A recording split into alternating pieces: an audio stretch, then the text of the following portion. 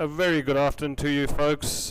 We are coming to you live from the Singapore Indian Association grounds here for the ICC World T20 Qualifiers Asia Final 2019. Thank you all for tuning in. I'm Kash Patel and I'll be your commentator for this game. Singapore playing Malaysia. This is the local derby. I would like to call it the Ashes of Southeast Asia. Singapore, as you can see on the points table, sitting at the top, having won one match and another against Kuwait, which was a washout. As you can see, each team here plays each other once, so Singapore has 2 matches remaining and they can't afford to lose any of their remaining 2 games if they want to qualify. Only one team goes through from Asia to the next stage of the ICC World 20 Qualifiers, which happen later this year, to be able to then get the chance to get a spot in the ICC World T20 happening in Australia next year in March. As we can see, the umpires are walking on to the field from the commentary room here, and the action is about to begin in about 4 minutes, exactly at 2 p.m. So stay tuned in, folks, as the Singapore team walks into field. Malaysia will be batting first. You can see the Malaysian team on your screens right at this minute.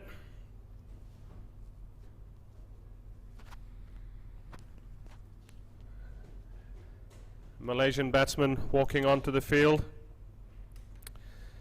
Singapore team on your screens now.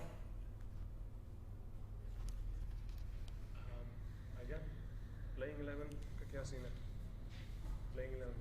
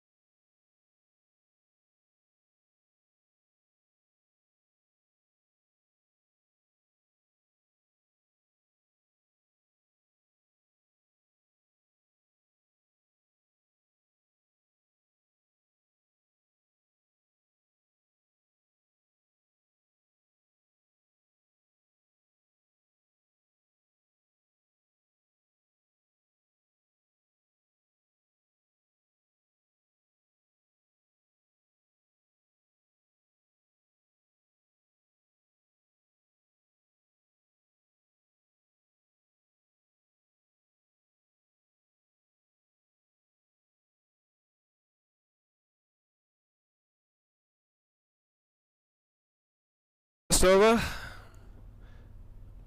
Vinod bowling from the Rangoon Road end of the IA ground.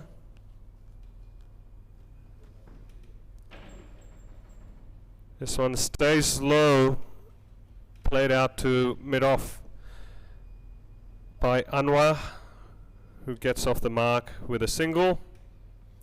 2 runs off the over so far. I will bring you the Malaysian 11 very shortly, folks.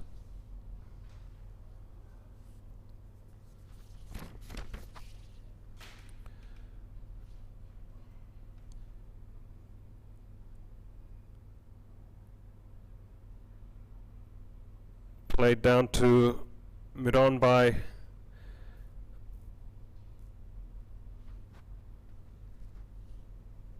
Virendeep for a single. First over gone, Malaysia 3 for no loss. These two teams played the Stan Nagaya Trophy over in 2018, which was a T20 series. 3-match series, and if I recall correctly, that match was a clean sweep won by Singapore. But their matches are always very hotly contested. Off the field, the players know each other very well as well, but when they're on the ground, they don't like to give an inch. It's a fierce rivalry between these two neighbours as Amjad, Singapore captain, runs in.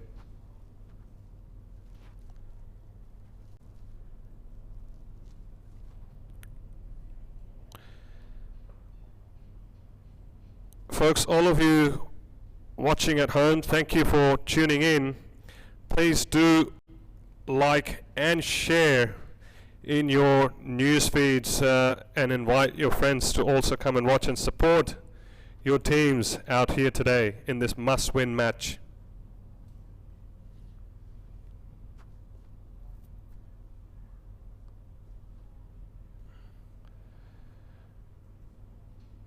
Punched off the back foot by Virendeep, or a dot ball.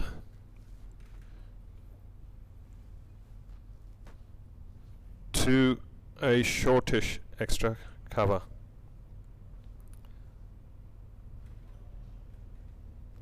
This is Amjad's home ground as well.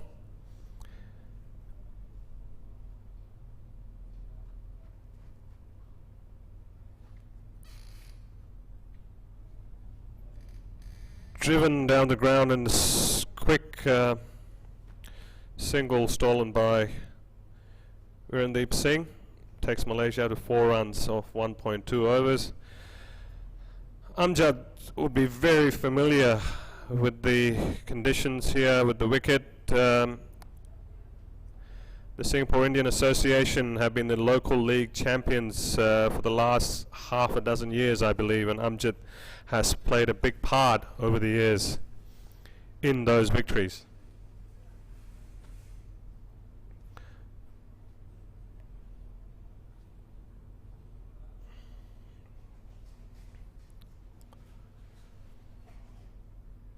Bouncer there, and a wide given.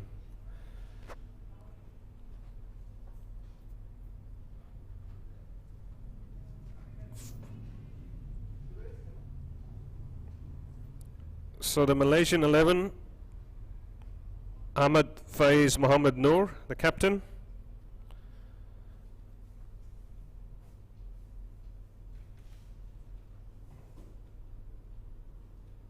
Batsman ready, Amjad running in for the third ball.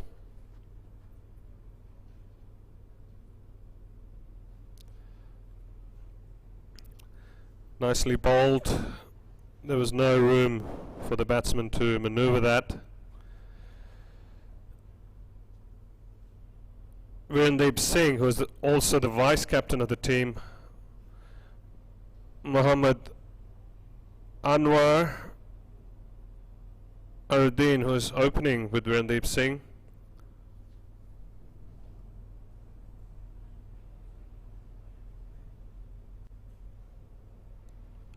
at skied high. Long on's run around and taken the catch. Malaysia loses their first wicket. As you can see, the replays on your screen here.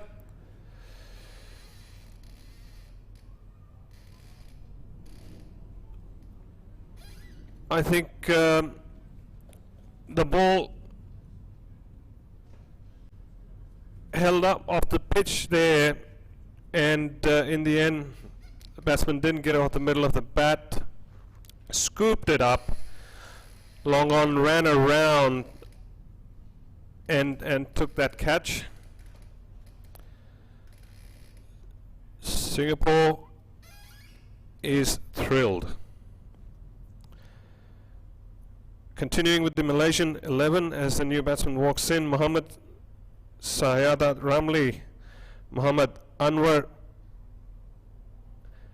Muhammad Fitri, Muhammad Sham, Saeed Aziz Saeed Mubarak, Shavin Munandi, Aminuddin Ramli, and Neville Christie Leonage.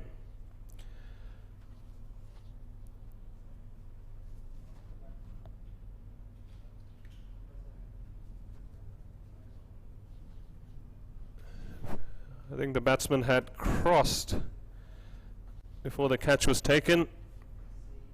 We're in the sim now, facing Amjad.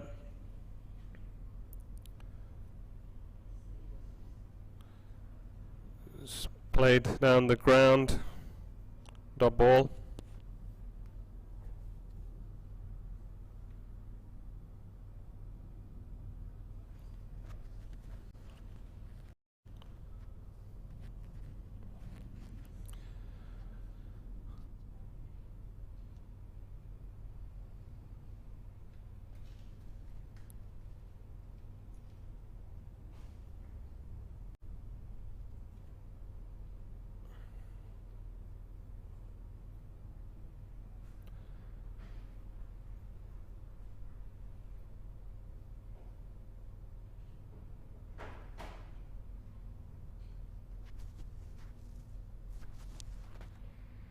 Did he get off that?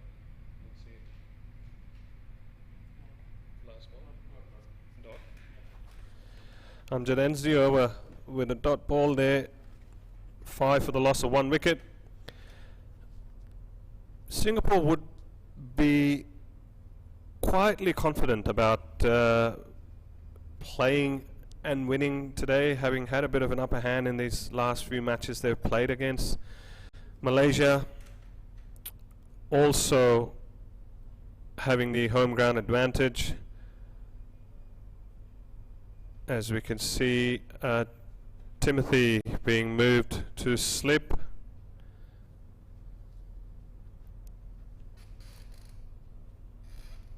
As Vijay Kumar is about to start his over.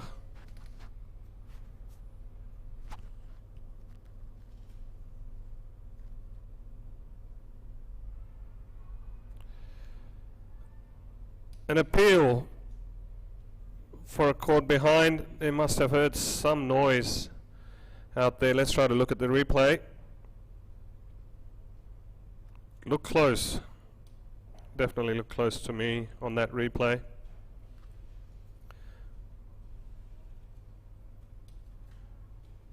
Played out towards extra cover there for a dot ball.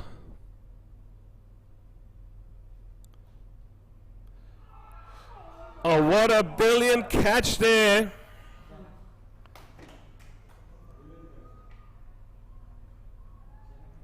Amazing catch. That was Janak Prakash, young Janak Prakash, always in the mix, always making himself count as Malaysia lose their second wicket.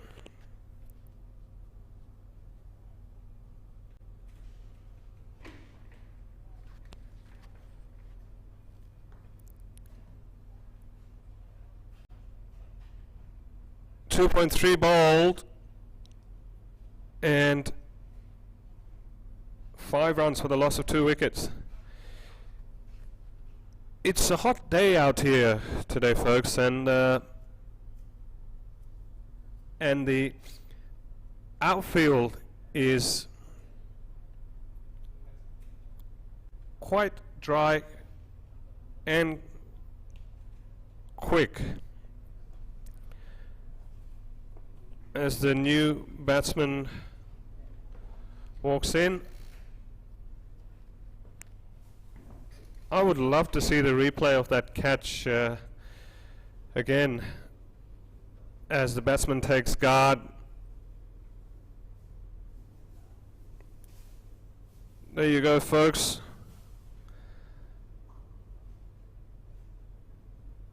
It looked like it hit it quite hard, but the ball was dipping and Janak dived forward. Full marks to Janak.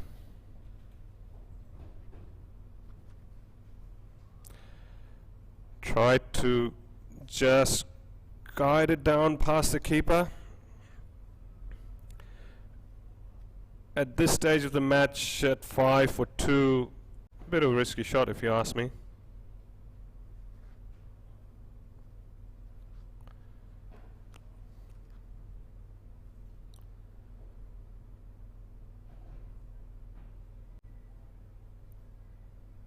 Just try to nudge that ball around square.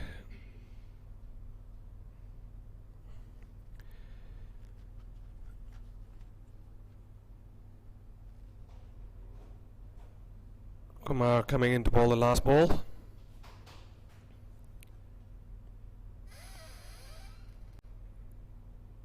Dot ball. And a wicket maiden. Great start by Selador Vijay Kumar. 3 overs gone. Malaysia 5 for 2.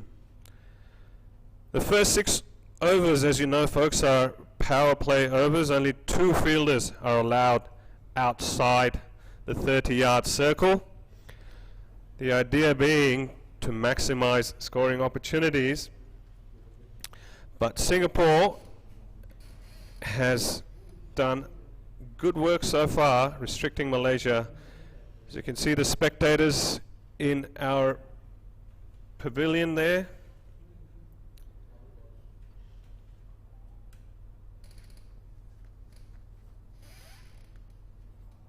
Single taken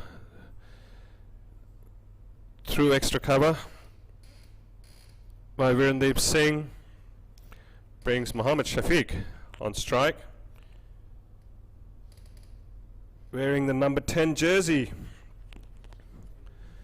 See if he bats like the famous number 10, the famous SRT. We'll find out soon enough.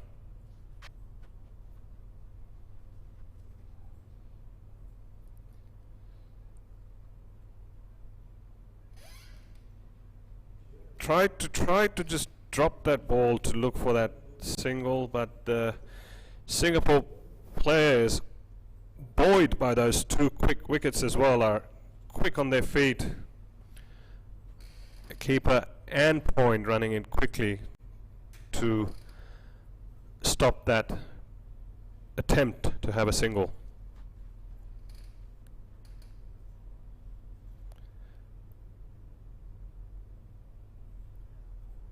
Guided down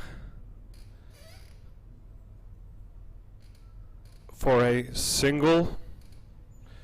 Singapore won't mind this, folks. In the power play, 1 or 2 singles being stolen.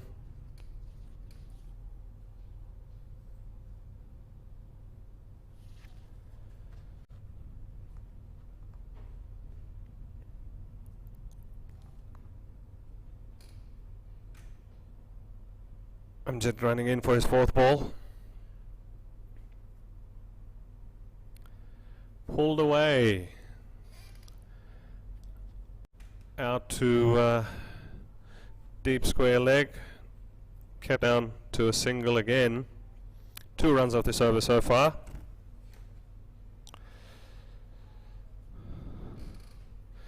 That shot was on. It just seems like the ball's holding off the pitch just a tad bit, which results in the batsman not getting their timing right.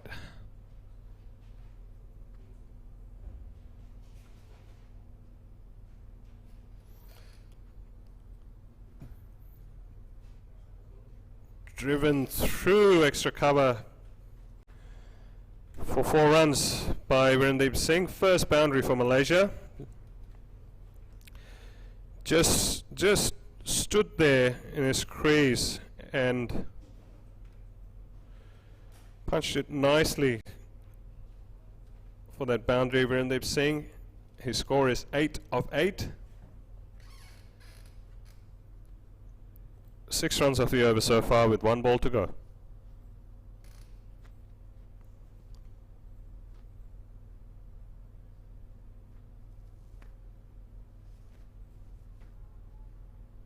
Single taken,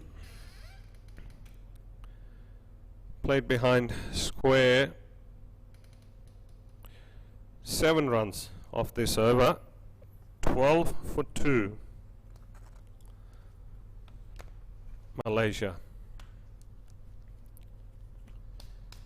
Malaysia would be happy Virendeep Singh still at the crease. I don't think they would be too bothered about losing those 2 quick wickets. I tell you, if Virendeep Singh gets going and a couple of the other players play around him, if he is here till the 20th over, Malaysia still has a chance to put up a really good total. So folks, stay tuned in for the entire match. Only 4 overs in.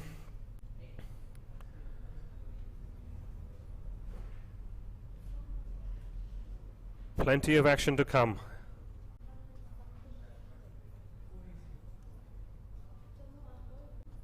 Played down the ground to mid-on for a single by Virendeep Singh.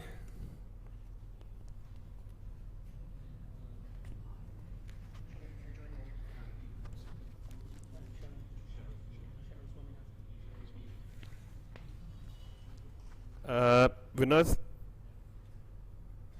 in for his 2nd over. And that's 4 runs. As I welcome my fellow commentator, Sharad Swaminathan. Welcome, Sharad. Thanks, Cash. Good to be here. Good day for cricket. Yes, it seems like you brought a bit of a relief for the players, my friend. A big appeal as Shafiq tried to sweep that ball. You have brought a bit of respite here because I can't see the sun.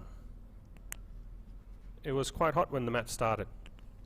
Well, that's what Singapore does to you.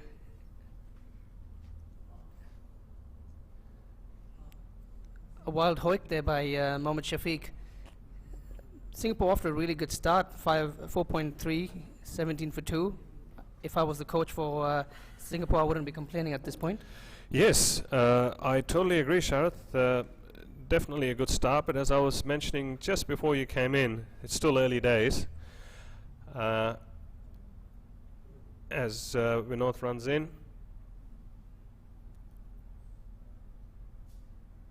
Played behind square, fine leg, sort of runs around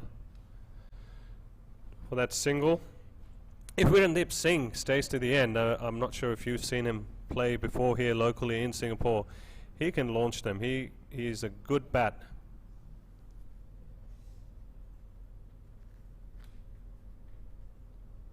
That's a fantastic shot by Mohammad Shafiq. Took the risk. Something had to be done. and very brave to get a reverse sweep going, and he's got 4 runs for that. Very well played indeed. Coming back to your point, Cash, yes, no, I have seen Varundeep Singh. Absolutely, he's probably the 2 batsmen at the crease at the moment is probably their most dependable pair, going by history as well. So if Singapore can get some inroads with these 2 batsmen, Malaysia is certainly going to be in trouble. Yes. But for the sake of our viewers out there, I certainly hope this ends up being a good contest. As much as I'd like Singapore to make another breakthrough right now, I'd also love to see a good contest and a good fight, which usually always happens between these 2 teams as we have a change of bowler. Yep, young Janak Prakash back into the... he's bowling his first over for the game, and yeah, he's an exciting prospect for Singapore as he steams in. Starts off with a wide down the leg side. Janak, a very talented fast bowler, came up through the ranks of the under-19 levels, but certainly usually when he starts off his spell, has the issue of his wrist falling over and ball usually tending to go down the leg side, which he has struggled with in the recent past, but I'm sure a quality bowler like him will fix that.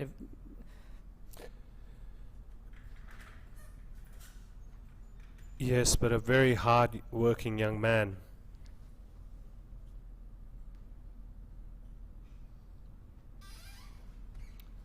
Cramped him for space there. Managed to sneak in 1, Shafiq. Yes, I was mentioning earlier, to me it also seems that the ball's holding off the wicket a bit, which is what's also resulting in those in them not getting the timing right. Yeah, the Indian Association pitch at times can come off to be a bit of a 2-paced wicket, and with T20 cricket you have bowlers bowling their change up. Well fielded of his own bowling. Yeah, because of the 2-paced wicket, and considering it's hot and it's quite dry, the pitch tends to crack and open up just a tidy bit, which makes it a little bit difficult for batsmen. So it's really important that these 2 batsmen, Shafiq and Varundeep, once they've settled in, and in T20 you don't have that much time, but now that they've spent 21 balls altogether, it's critical for them to get Malaysia going to set up a good total.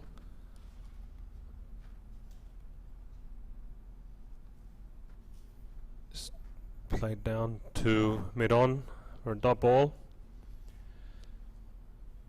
Yes, you're right. They're starting to build a bit of a partnership here. If these 2 can hang around for the best part of the rest of the innings, there will definitely be a competitive total. And I'm not personally very familiar with a lot of the Malaysian players, although I did commentate in the Stan Negara Trophy last year.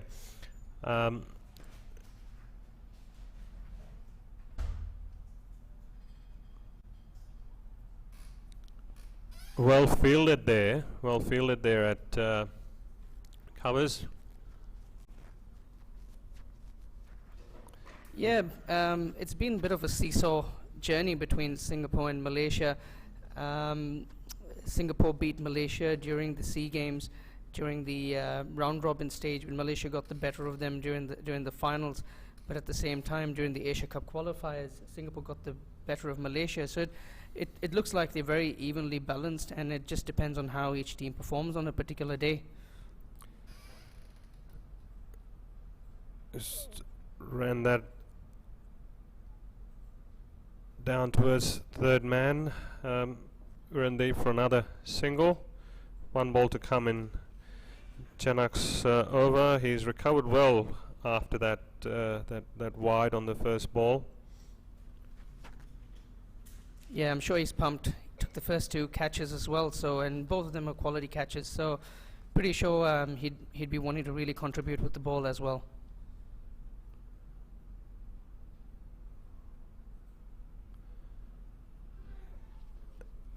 Bit of confusion there between the two batsmen, but all's well that ends well with Malaysia.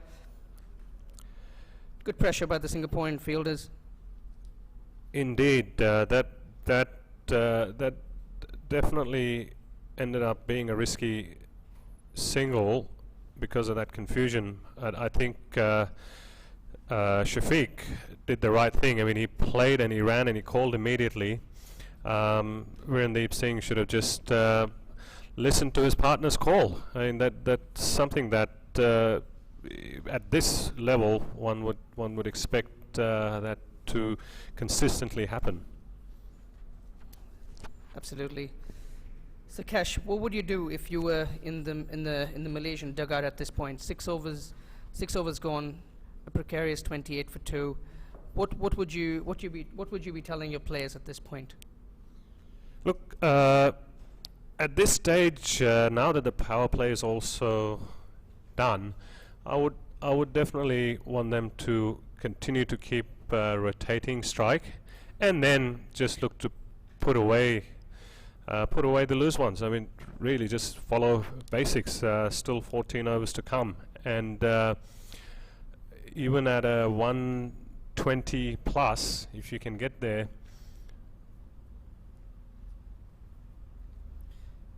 Yeah, I think Malaysia will do really well to get to a score of between 120 to 140.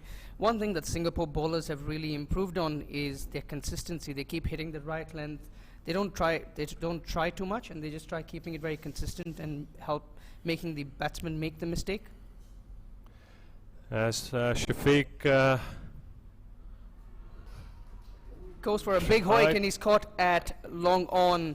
And this is what I keep saying, where Singapore has really improved is they've started to become very consistent with their bowling. They keep it there and thereabouts, and they make the batsmen go for the big shots, just like what Shafiq did right now, and they get the wickets that way. Was that Janak again? Was that catch taken by Janak again? Here we see the replay.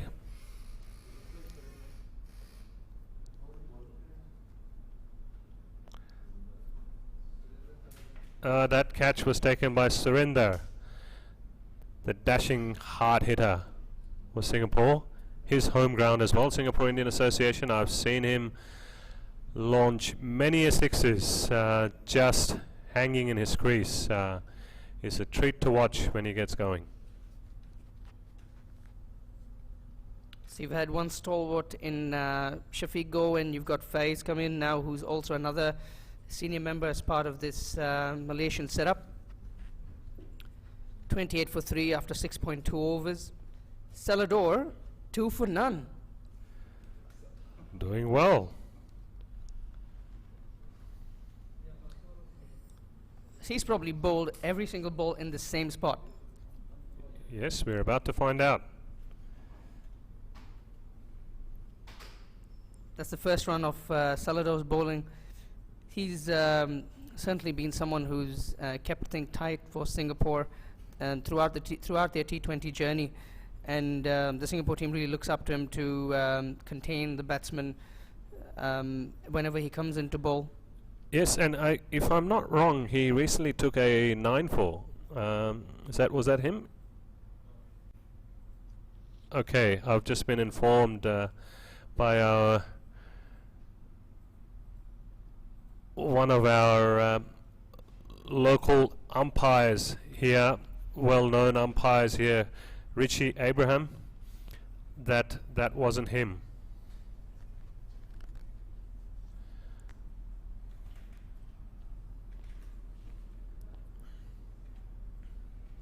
So Malaysia in a bit of a sticky situation here. Singapore's got, if you think about the Singapore setup at this point, they're extremely batting heavy, and they've got really strong depth in their batting.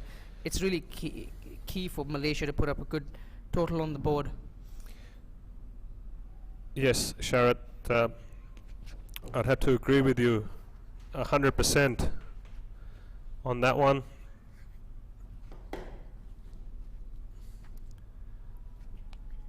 My apologies, it's Sharon, folks. I've kept calling my friend here Sharat. It is the first time that we have met, so I'm sure he will forgive me. Oh, absolutely. Come on. Intentions are always clean.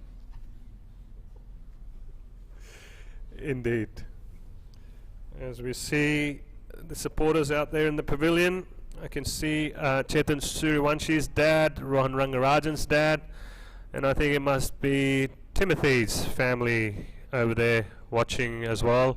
Singapore women's team captain is also watching there. Really good setup here at the IA. So if you're close by, do come along. Good encounter going on between Singapore and Malaysia. Looking at the bowling chain, so we've got a bowling chain. Ananta Krishnan is coming to the attack. Singapore truly going in here for the kill. They've brought in their ace leg spinner to come in and create a bit more havoc into the Malaysian batting lineup. Having a wrist spinner in the squad is always very handy, Cash.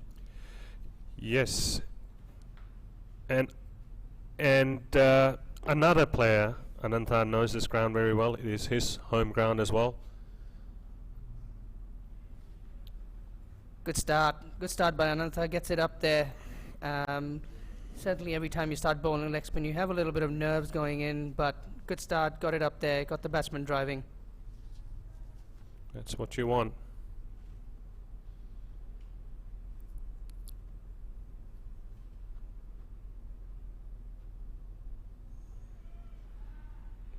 Faye's trying to come down the ground there, down the wicket, I mean.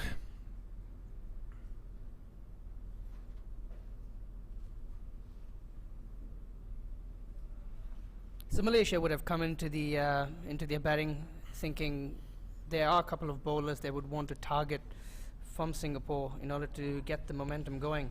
So you can already see that they have a bit of a positive intent when they see a leg spinner, but that's where there's an opportunity for Singapore to capitalize as well.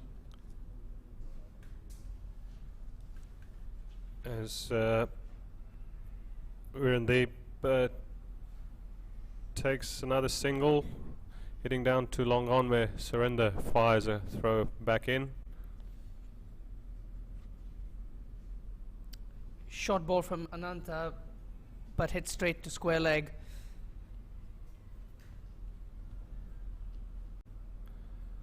Started off really well. First two balls up there. Probably wanted to contain the batsman and pulled his length a bit shorter. Key ball here for Ananta.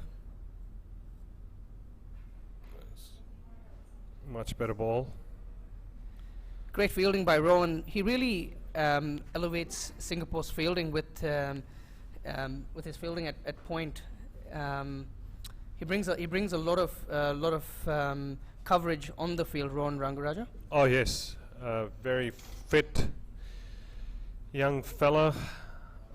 Another cricketer to come through the local ranks. I believe he was 15 or 14 even when he played his first game for Singapore, or 15 was he?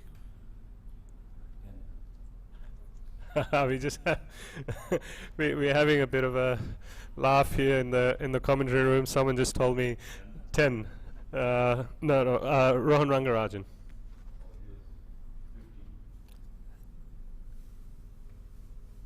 Good shot by Faze, rocked back onto the back foot and cut it square to the sweeper for one. Yeah, Virendeep back on strike. Faze and Virendeep are not new to Singapore conditions. In fact, they play Premier Division as part of the SCA League here in Singapore as well, so they would know these grounds extremely well. Yes, and Malaysia needs them to come to the party in this innings. And back to Rohan Rangarajan, folks. Yes, he was 15 when he first played for Singapore. Still only 19 or 20, I believe. His best years are ahead of him as dot balls played out. Yeah, certainly exciting talent. In fact, during the recently concluded Emerging Player Series in Singapore, he scored a 143 in the finals. which brought him a lot of recognition. Great fielding by Tim in point, cutting that down from a possibly 3 runs to 1. So Singapore's fielding and bowling have certainly held them in good stead in the recent past. Great efforts by the coach, the coaching setup. Not only have they had a head coach in Bilal Asad, but they've also had a bowling coach in the form of Fahad Masood working on their fitness. And boy, does he work them hard on their fitness. Fahad Masood, former first-class fast bowler from Pakistan, their bowling and fitness coach. Absolutely, and I've just been told they've also had Mr. Rehan, who's been helping them with their fielding as well. So, and you can certainly see the results in the way the team's been progressing. Great shot by Viren. One thing about Virendeep, he's got that lazy lankiness sort of to his batting, but he's extremely effective and he plays spinners with ease. Yes, he does have a lot of time on his hands. Watches the ball very early. A hallmark of all great players who score big out there. Talking about score big, Virendeep's partner Ahmed Faiz is on the is at the crease at the moment. Also scored a century in the SEA Games, which was the 50-over event, and which won Malaysia the gold medal during that event. So an extremely important pair batting at this point. That's it, up in the air. Janak's come underneath, and he's taken a fantastic catch again. Long off. Just what Malaysia didn't need. We were just talking about the composure of Virendeep, Cash. Yes. I mean, he settled in nicely at this stage in the 10th over. The pressure was certainly getting to him. He's faced 23 balls, scored 17. You're into your 9th over.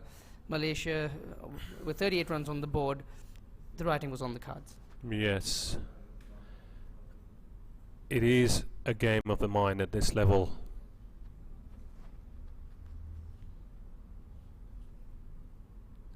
He knew it straight away. He hadn't got under it as he hit it.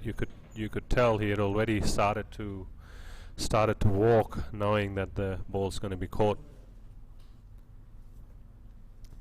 It's a difficult situation that Malaysia are in right now. You face 9 overs. You want to get the momentum going towards your end, but with 4 wickets down, getting into the middle order, certainly going to be an uphill task here. But it's really important that calculated risks are taken at the right time.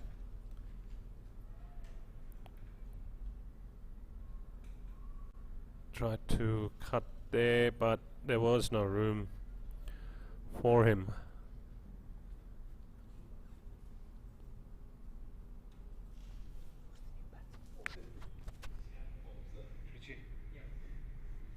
There's a short ball by Ananta, but whacked straight to square leg.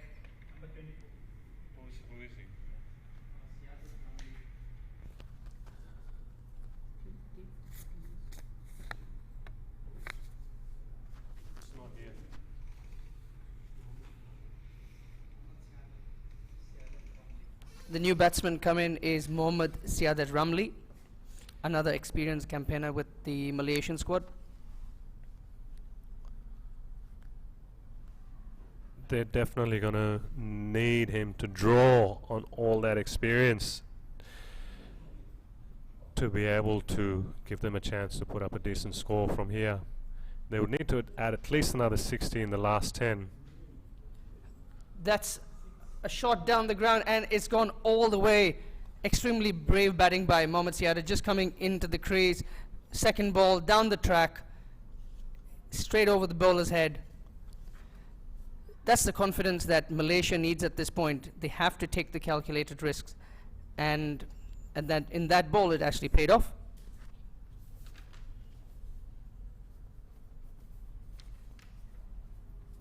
Great batting, just nudged it onto the leg side for 1 run. it's important that Malaysia has someone who comes in and just gets assertive and drags the Malaysian team towards a good total. Indeed. You want that positive intent. That's the word I was looking for.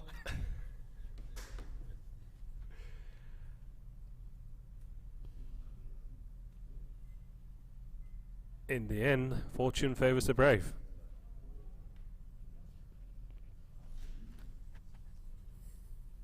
Singapore have decided that spin's the way forward, and Vinod Bhaskaran's come in. He's done really well to open up the bowling for Singapore in the games preceding these ones. He's kept things really tight, always targeted the batsman's pads, and it's not gone for too many runs in his short career with Singapore so far. Yeah, smart cricketer he is. Thinker.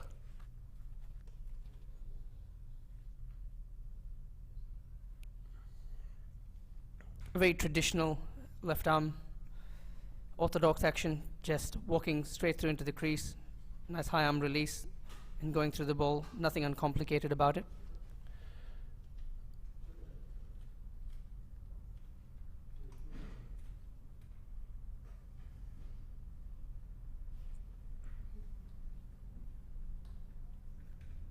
It was a bit of a nothing shot really, as you saw there, Timothy on the crease, in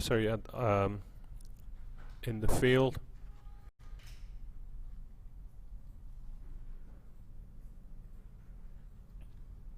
Tucked away by Faiz for a single. Faiz, who scored that century during the SEA Games, is also now a program coordinator for the Bukit Jalil Sports School cricket program. So was Shafiq Sharif, as part of the Malaysian squad, which is an education scholarship for cricketers around the country, which is a fantastic initiative.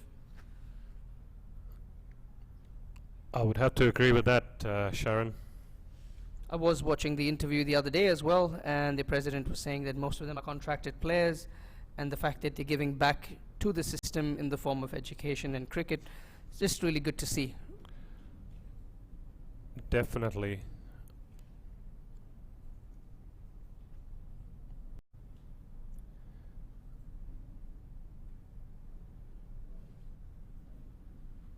Nice bit of keeping there by young Manpreet Singh.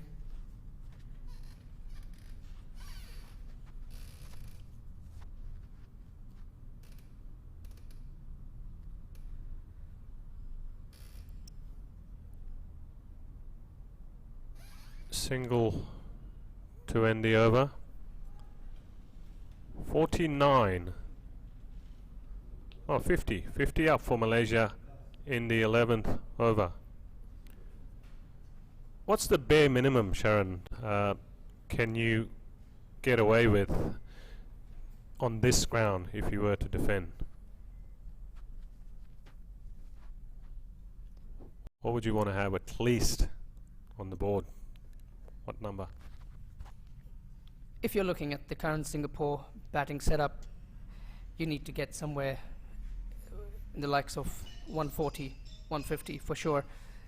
They're playing at home, they're playing on their home ground, a lot of depth in the batting, and a lot of brave cricketers as well. So certainly 150 would be idealistic, but if you look at 50 for 4, Malaysia would do really well to get in the 120, 125 space. Looking more and more unlikely, although if you're a Malaysian cricket fan, you would, I'm sure, not agree with me. That, like you pointed out earlier, Singapore bowlers. He's come down the track again, and he's hoiked it over long on. Fantastic shot by Mohammad Siadat. He's come in with a lot of intent. He's come in, and in his first 7 balls, he's hit 2 sixes. That is great intent, good batting. This is what the crowds come to watch. This is what makes cricket exciting. This is what T20 is all about. Absolutely. Couldn't agree with you more, Sharon. As the umpires thought that they had lost the ball, they're trying to recover. It's gone behind the commentary box here, almost to Balestier Road, just past the ground. I'm really enjoying the way Siada's come in and approached his innings. He's come in with no fear, and he's basically said there's one way or the highway. Yes, well, you do need someone to grab the bull by the horns, as they say, if Malaysia is to have a fighting chance of putting up a good total. I would say bring on some more sixes, Singapore fans. That will only make the game more competitive. The players taking a bit of a break while the umpires replace the ball. The entire bowling unit surrounding the umpires, trying to gauge what's the best ball for this particular situation. Looks like they've come to a conclusion. Yes, I mean, you would want to keep the momentum going. I mean, you wouldn't want to waste too much time. And they're ready. Hanata is ready to fire it in again. Third ball of the over coming up.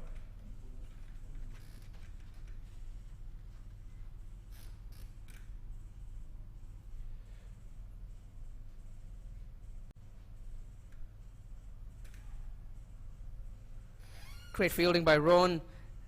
Again, that's another example of how he saves runs in the field. Really good fielder, very energetic. Yes, I would have to say at least a half a dozen saved so far.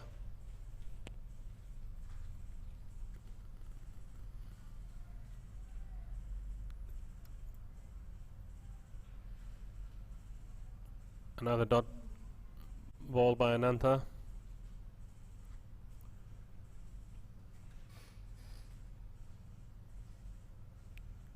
Great shot, rock back onto the back foot, pushed it away to a long on for a single.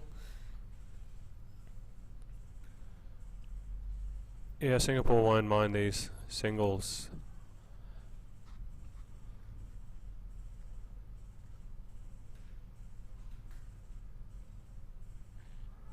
And he's got him. Smart stumping there. And he's got him. Wild hoik by Ahmed Faiz. A lot of these experienced Malaysian cricketers, in order to create something, losing their shape and not hitting the ball cleanly. And that's just another example. Yes, I would have to agree. And weren't you mentioning that Faiz also plays in a local league here? Absolutely, he does, yes. So he would also be familiar with the IA pitch. Yeah, absolutely. But this is what pressure does to you, and this is what expectations of getting a good score as well does. So, again, if you look at it, 12 over was 57 for 5.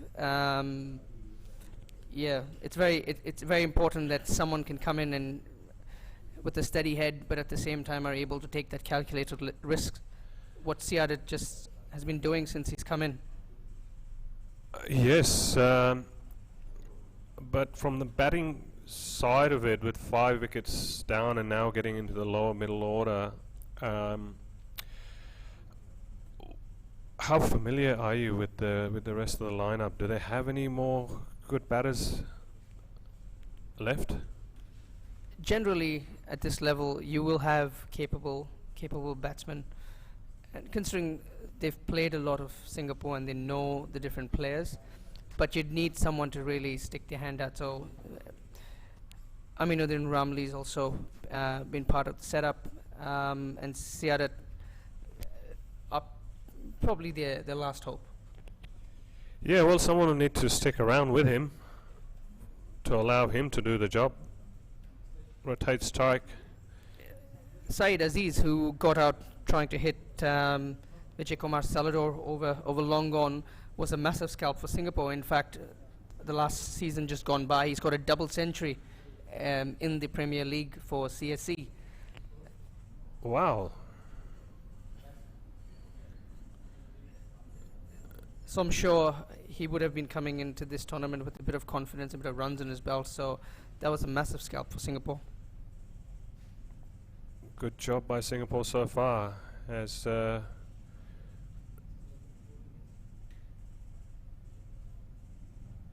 Vijay comes to bowl his last over.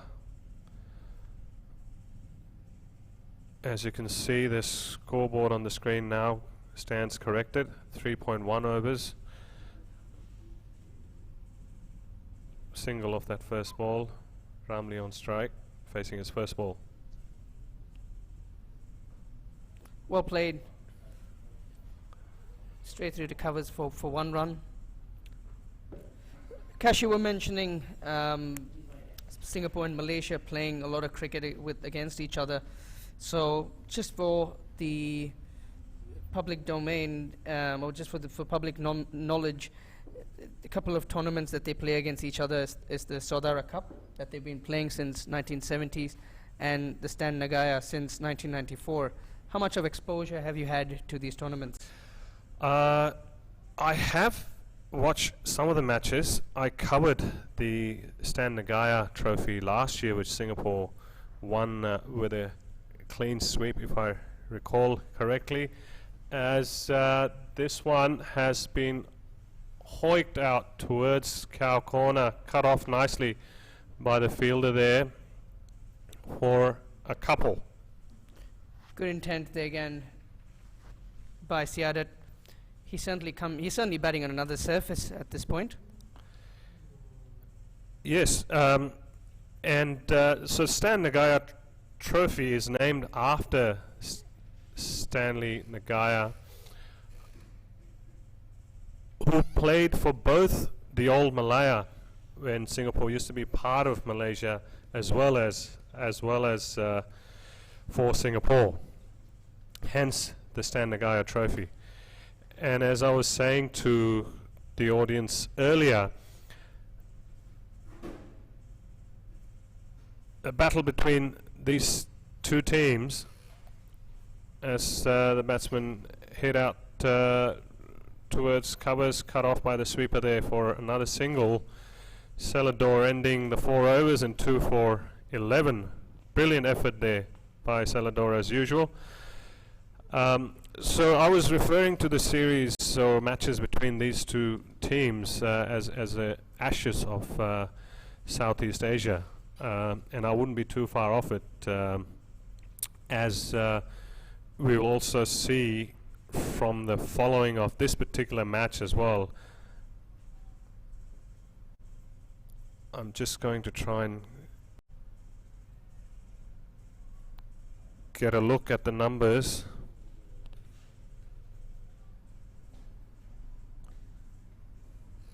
Just on that point, I've got a really interesting stat here. The Saudara Cup has been played since the 1970s, and Malaysia lead Singapore 13-9. Yes, I was looking that up earlier today as well. They do, but Singapore has definitely caught up. It used to be 13-6 to Malaysia. Janak Prakash back into the attack, hit down the ground by Siadat for a single. And what's really interesting is Saudara in Malay means kinship. And the fact that they have a Saudari Cup as well for the women's team just goes to show that as much as there's competitive cricket, there's actually good relationships between the two nations. Oh yes, I was saying that earlier off the field. There's great camaraderie. As Ramli tries to charge at young Janat Prakash, resulting in nothing.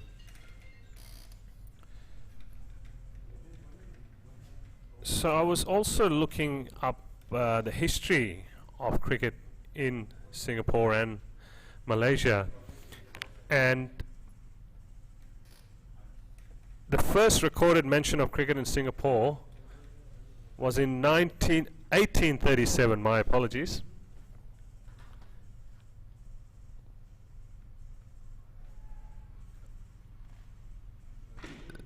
It's a short ball and he's gotten away with it. And It's just a that's slower the first bouncer. Yeah, one for the over.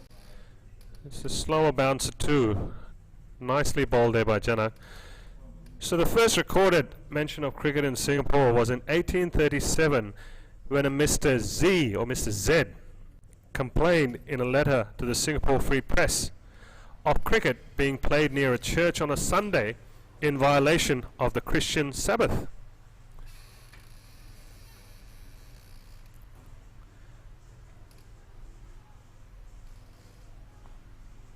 He's absolutely creamed that ball to sweeper. Sweeper cover for 1.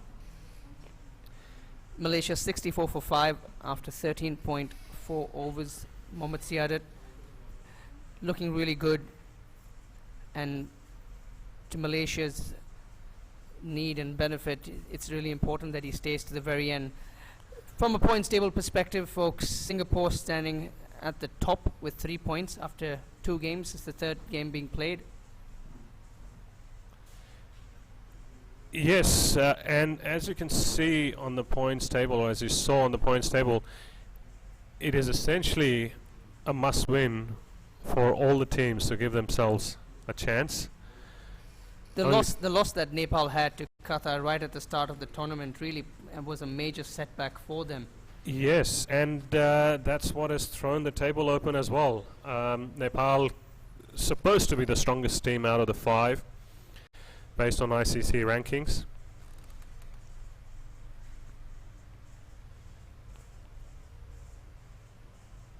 Tried to hit that straight down the ground over the bowler's head. I think Janak Prakash managed to get a little bit of a tip on it to slow the ball down. Another single. Good over completed by Janak, only 4 runs off it. Bringing back that history of cricket in Singapore bit I was reading you guys. So essentially, with that complaint in 1837 by Mr. Z, this resulted in cricket being banned on Sundays, a prohibition that remained in place until the 1930s. Would you believe it? They were not allowed to play cricket in Singapore on Sundays for that many years. I won't complain with that, Cash. Okay, all you young cricketers out there watching, ignore that comment from Sharon. If you love your cricket, you want to go out there and play it as much as you can. Absolutely, Cash. I wasn't. I was catering to the target audience over the age of 35 years. So Yes, with the wives on your back, that one I would have to give it to you.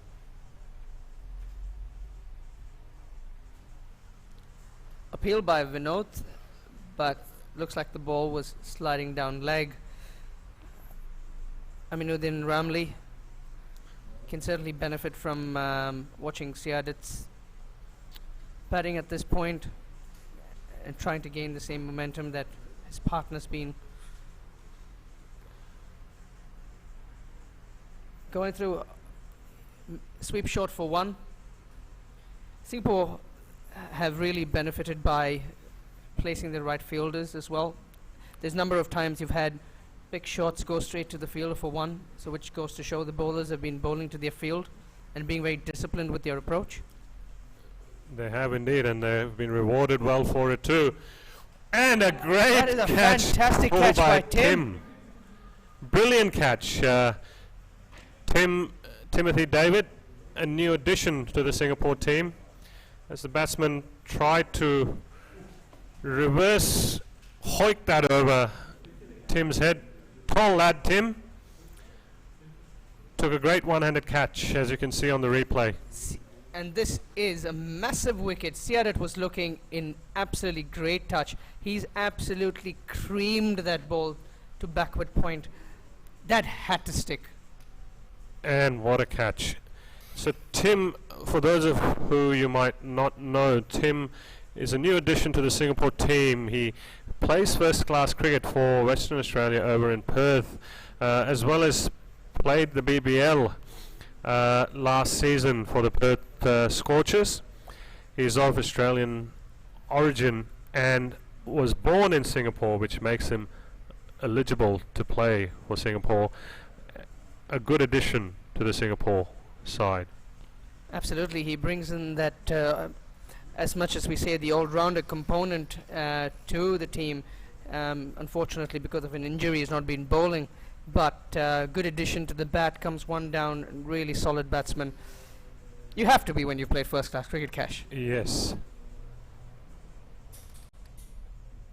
Talking about first-class cricketers, Singapore's also got a few that have sort of represented for a lot of first-class cricket in India, likes of Manpreet and Chetan. Yes. And folks, on the scorecard there is a slight correction I would have to highlight. The keeper is being named as David. However, the keeper is actually Manpreet Singh. I'm sure we will have that corrected shortly on the scorecard on your screens. Again, swept out to deep square leg. Well run couple, as the fielder had to dive there, which allowed the batsman extra time.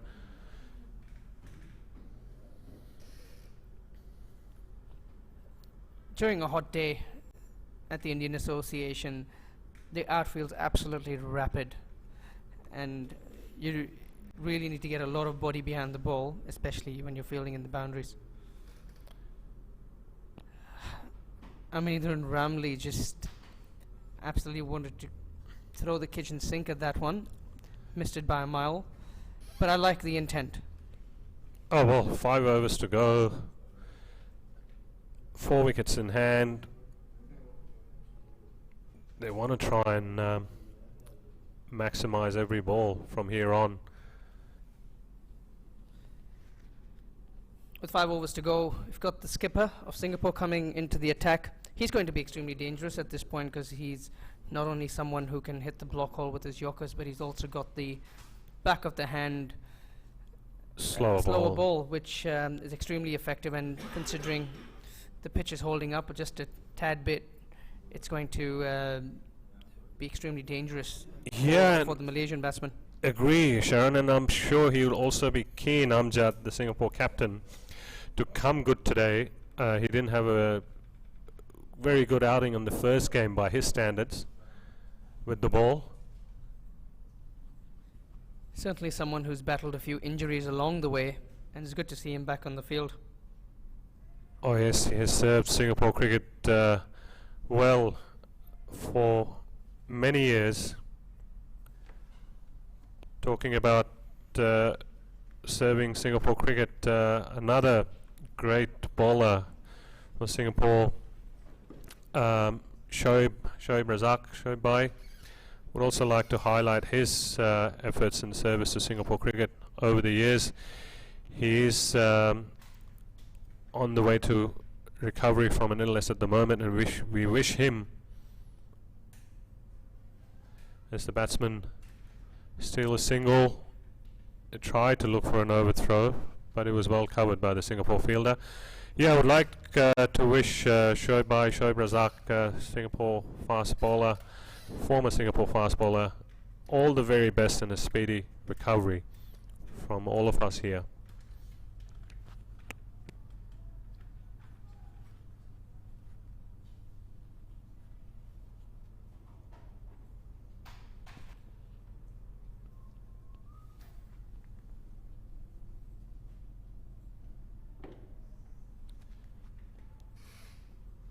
Aminuddin Ramlee's absolutely creamed that ball over square leg for 6.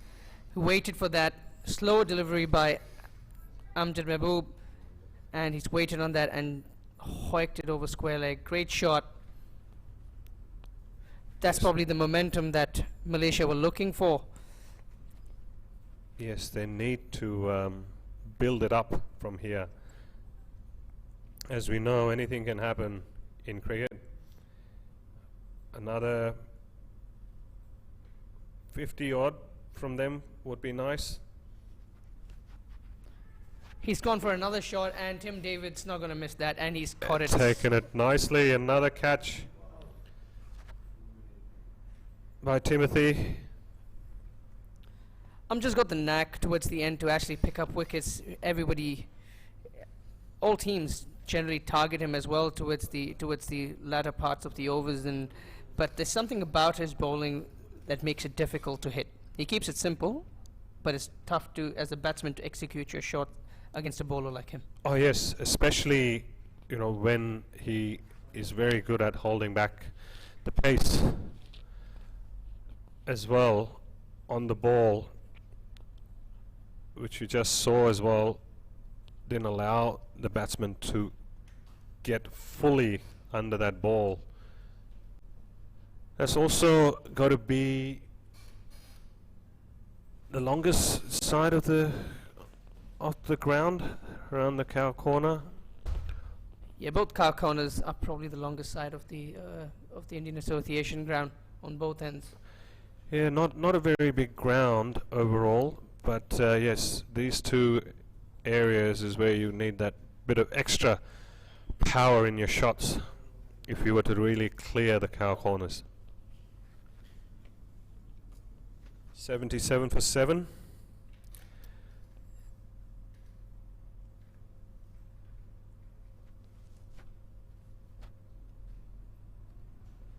And that's a single stolen between point and cover.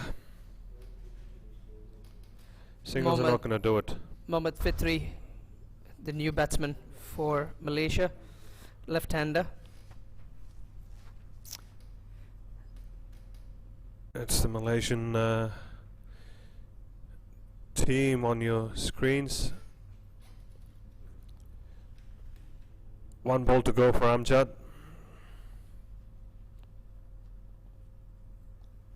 The sun's back out again, Cash.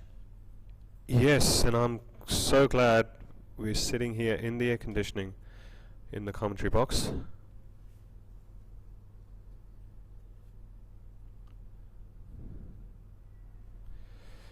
It's quite an interesting run in for Amjad as he approaches the crease. Yeah, he does a lot that goes against what a typical fast bowling action would be. Yes. You run in one rhythm, you take your big stride and you drive through the crease.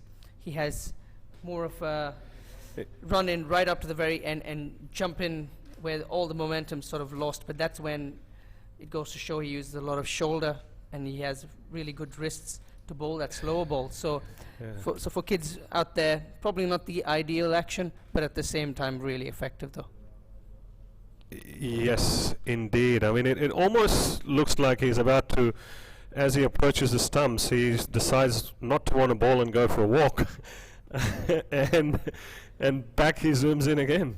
Well, if you ask him at this point in this heat, he'll probably want to do that.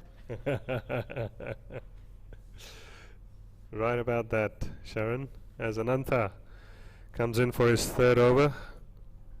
This is going to be interesting. Malaysia wanting to up the ante towards the last 4 overs. You've got a wrist spinner coming in. At this situation, it's highly unlikely that Malaysia will stay quiet. Opportunity for both teams to... Yeah, well, I am just wondering now with the lower order and catch and hit straight to covers, and he's got him. Straight out to extra cover. Amjad kind of leaped in the air. I mean, you know, he's got a heavy frame, almost would have caused a mini earthquake in that part of the ground. But good catch in the end. Like I said, Cash, this is the moment where they wanted to capitalize, and it worked against them. But at the same time, good call by Amjad to bring in Anantha, and he's picked up his 3rd wicket. Brilliant, brilliant effort there. All Singapore bowlers today.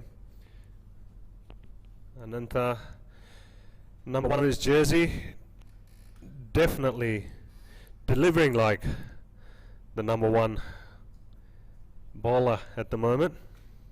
3 wickets in his pocket.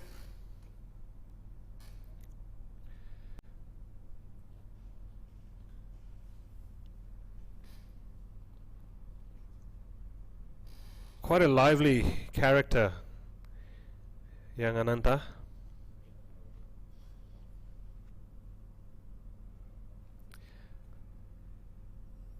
That's well bowled again. Bit of pressure on from the fielder. 1 run scored. Malaysia do really well to get to 110, 115 at this point. Yes, and definitely would still be a below par score. Would take a special effort to win from that. There was another interesting fact that I picked up when we were talking about the history side of it, not so much between these two countries, but Singapore actually played a visiting Indian team here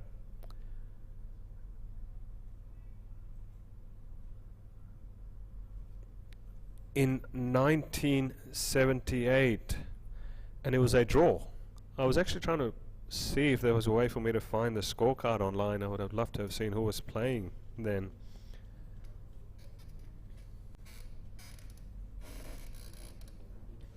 That's it, up in the air. Hit. Chance for Tim, and he's dropped it. Oh, if you asked him, that was probably an easy catch by his standards, but certainly a difficult chance overall. Ball trickled away for 4 runs. Neville Christie going inside out. Tough shot to execute, but he hit it well. Yes, a welcome boundary for Malaysia.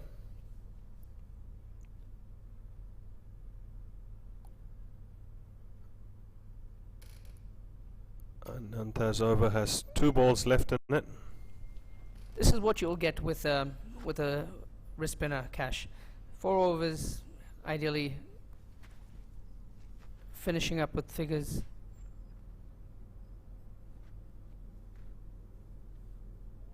Cut off by deep square leg there, just a single. Yes, you're right. I mean, it is good figures for Ananta today. I mean, if you can keep your runs down to below 30 as a wrist spinner, it's definitely a good effort.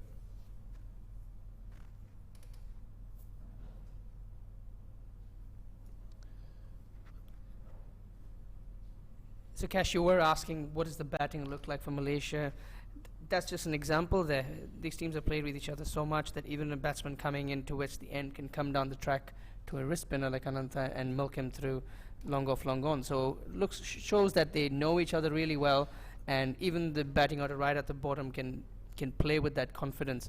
It's just about who sticks up on that particular day. Oh yes, but of course your risk amplifies when you're 8 wickets down. You can see a lot of young cricketers, young upcoming cricketers for Singapore. Young Rahul Gune there, the shorter kid in the yellow t-shirt. He scored a century in the ACC Under-16 tournament held in Thailand recently. I can also see young Ishan Govil right behind him. He was also part of that ACC Under-16 Singapore national team. Some talented young cricketers up there. The future of Singapore cricket, Ranveer Mungla, is there as well as Janak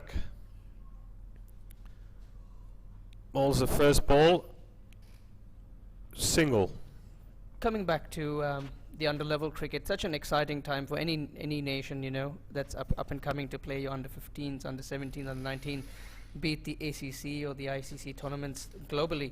Such a fascinating experience, and it's something that makes not only develops the kids from an individual standpoint, but also for their parents who've sort of invested so much into them, it's a great way for the kids to even just give back to their parents for their upbringing. Oh yes, and with the T20 focus that ICC has, for the associates, did that brush the batsman as on the way down the leg? Because leg side. Didn't see a wide being called there. No, it went through the batsman just over the stump. Slower ball by Janak Prakashan, attempted pull shot. So yeah, with the ICC having that focus on T20 for the associate nations, with 16 teams playing in the T20 World Cup, which is what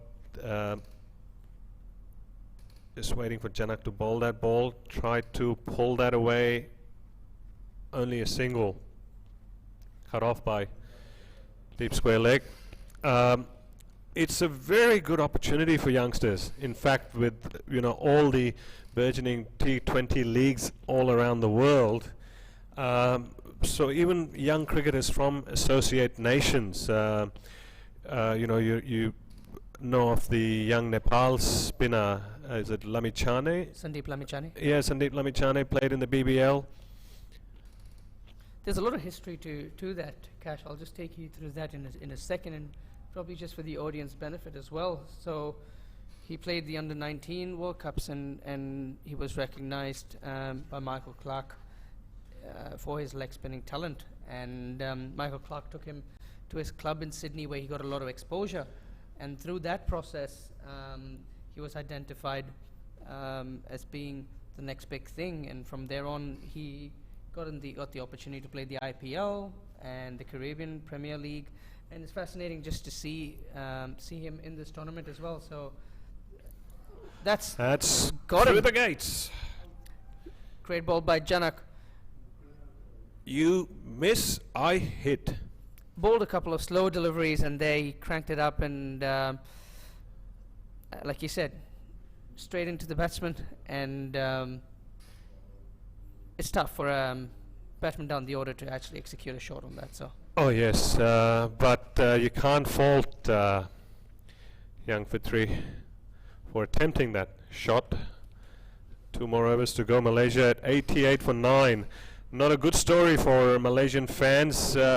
However, folks watching out from Malaysia and everywhere else as well, it ain't over till the last ball is bowled, till that last run is made. So you never know what's coming up next, although the Singaporean fans would like to believe that this should be an easy assignment for them coming in to chase this kind of score.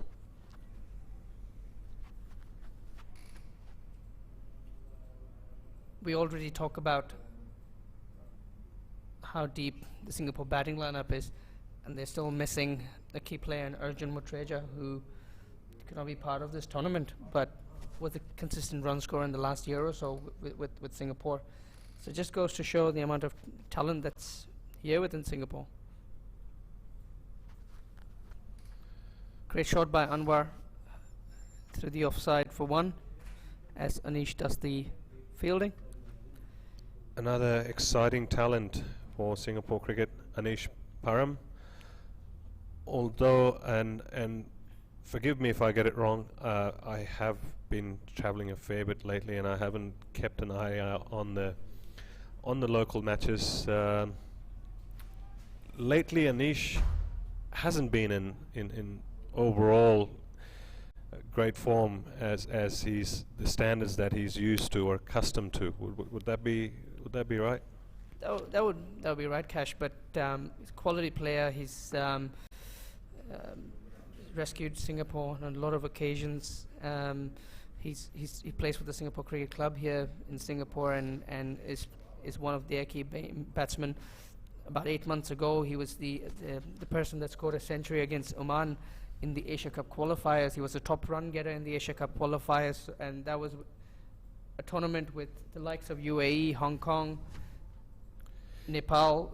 So Yeah, he's been struggling there, but that happens with all quality batsmen, and you just need that one good innings. And as they say, a good batsman will always come good when the time counts, and don't think that's too far off for him. Oh yes, as they say, form is temporary, class is permanent, and he is indeed a class batsman. Played in different parts of the world too, as I was saying earlier. He's played over in Tasmania, he's played over in England, club cricket. Very experienced.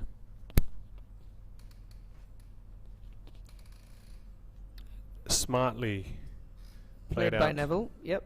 to the covers there. Malaysia.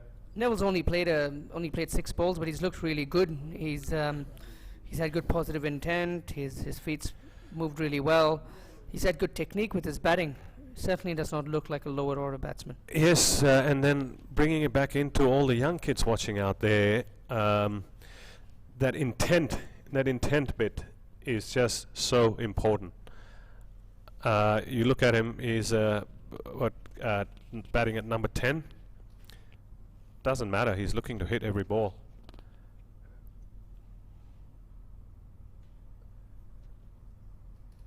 That's what you want, and Anwar steals another single.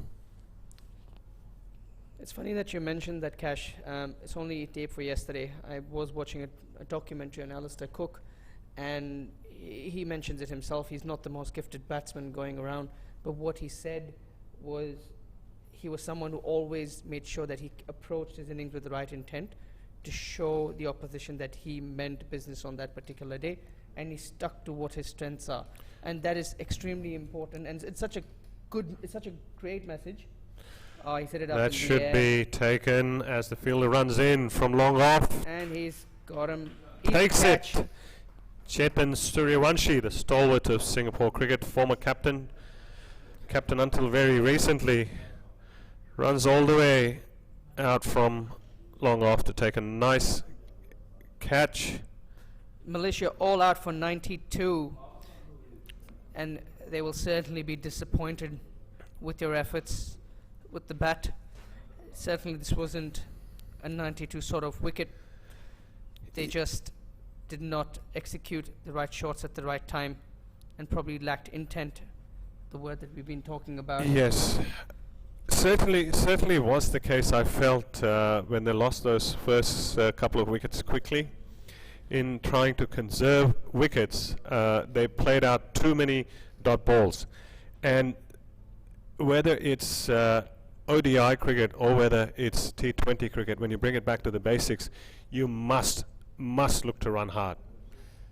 And I felt that they definitely lacked that today. It would be interesting to see if we can get some stats on it, on how many dot balls were actually played out by Malaysia. So folks, the Malaysian innings has ended. Umpires walking off the field and the ground staff tending to the wicket. We will be back with the chase shortly. Don't go away. Stay right in. We might also look to play some of the highlights, some of the replays during the break. So stay tuned in, continue to like and share with your friends the newsfeed in your newsfeed, so other supporters can come and watch the game as well.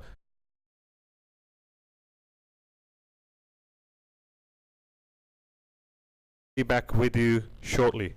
Don't go away.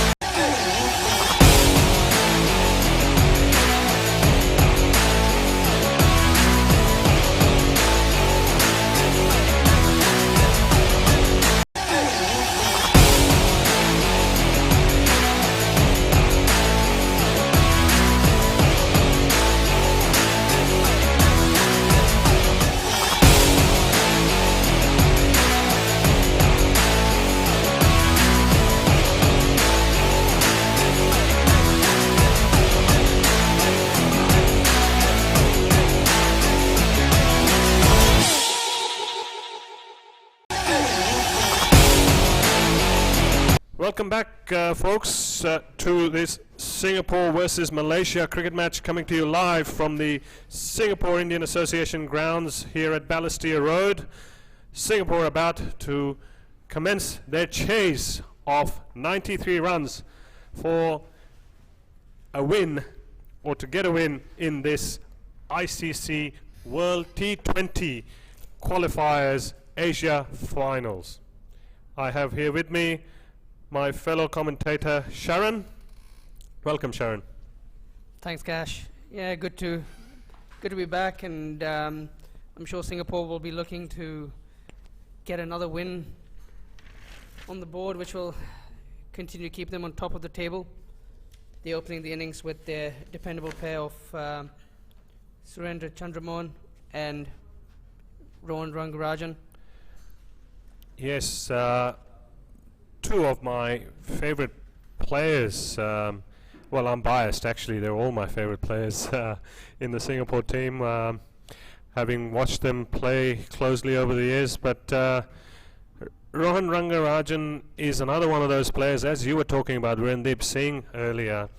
Very classy batsman, technically correct batsman, but watches the ball very early. And I like to say for him that he, in fact, has so much time on his hands that he would even have a sip of a cup of tea before playing his shot. Yeah, that's what all elegant batsmen have. Malaysia opening the bowling with Neville Christie, left armour, coming in. Tends to bring the ball back into the right-hander. Starts off with a full ball on the off, left alone by Rohan. Rohan will be certainly coming into this innings with a lot of confidence. Did pretty well in the T20 games against Pakistan, a squad, the PK Gladiators, that were here recently. Surrender at non-strikers. Energetic appeal by Neville. Ball certainly going down the leg side. As we see on the replay, good swing by the bowler, good control. And nicely played out by Rohan, that ball. And with that length, it is so important to get your head to the ball. You've seen some very good batsmen getting out as well when you have that kind of swing in the ball. And he's bowled him. Oh. He's gone through the defense of Rohan, ball swinging in, and he's cleaned him there. He tried to play him out towards mid-wicket, tried to play over the infield, the ball staying very low. He absolutely threw everything at that. You don't get his head down to the ball. His head just lifted up, bit expansive, and he's gone. Very unlike Rohan to be playing the ball across the line. He tends to hit straight down the wicket. Or should I be calling this the commentator's curse? Probably it is. We've been talking him up quite a bit, Cash. Yes.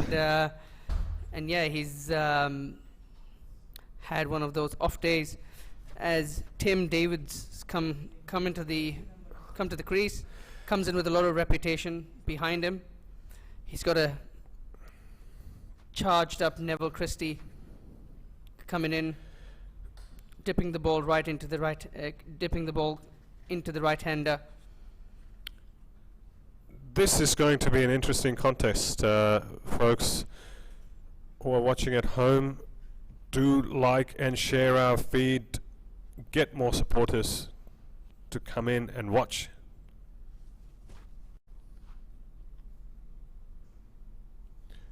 Confident start by Tim, and he's absolutely crashed that through mid-off, and it's run away to the boundary for 4. Crisp drive, feet to the ball, straight bat, beautiful shot. Beautiful shot, played uppishly, but hit the gap.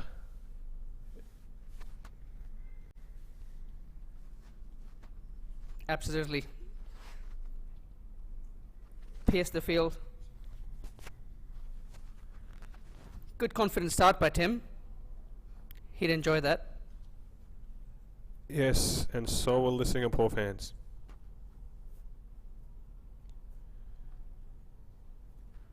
Defended solidly, but again, you look at that intent in that defense as well. The ball was met with a big thud off the bat. All the youngsters watching out there, good lesson to learn.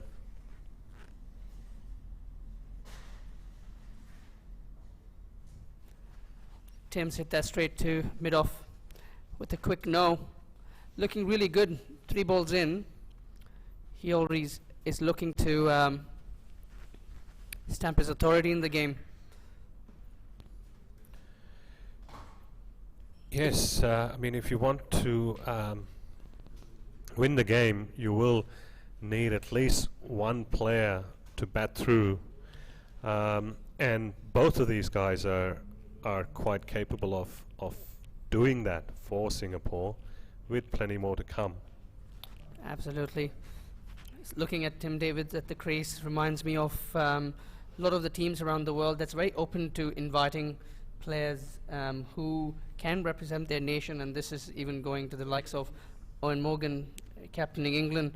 You've had Geraint Jones representing PNG. You've had Ryan Campbell playing for Hong Kong, again being Australian and being English. You've had the like of John Davidson represent Canada, being Australian And origin. who was the Australian origin player who played for the West Indies, or who also had Brendan a West Indian? Nash. Brendan Nash, that's right. Who had represented Queensland in state cricket, and got the opportunity to represent West Indies. It's just fascinating. And even the likes of Usman Khawaja, Fawad Ahmed representing Australia. Yeah, although Usman Khawaja was 3 when he moved to Australia. Yes, he was born in Pakistan. That's got the edge, but straight through to short third man bowler. Really lucky to get away with that. Yes, indeed. But chasing 93, I mean, yes, you want to get the run rate as high as you can if it comes down to that on the points table. But you do have a luxury, or you do have the luxury of a bit of time to still be able to do that, rather than trying to play any risky or dangerous shots. Not that I was referring to the shot per se earlier. Yes and no, Cash, because these totals are the tricky sort of totals where if you go out with that messaging in your mind, there is the tendency for players sometimes to get a bit complacent. So the likes of Tim Davids coming in and hitting the first ball for 4, if it's in his zone, he's just still being aggressive. And in my view, it's important for batsmen to show that intent and to play it like they're batting in the first innings of a game, just to play with that intent so that they can finish off the game without being too complacent and thinking of the smaller total.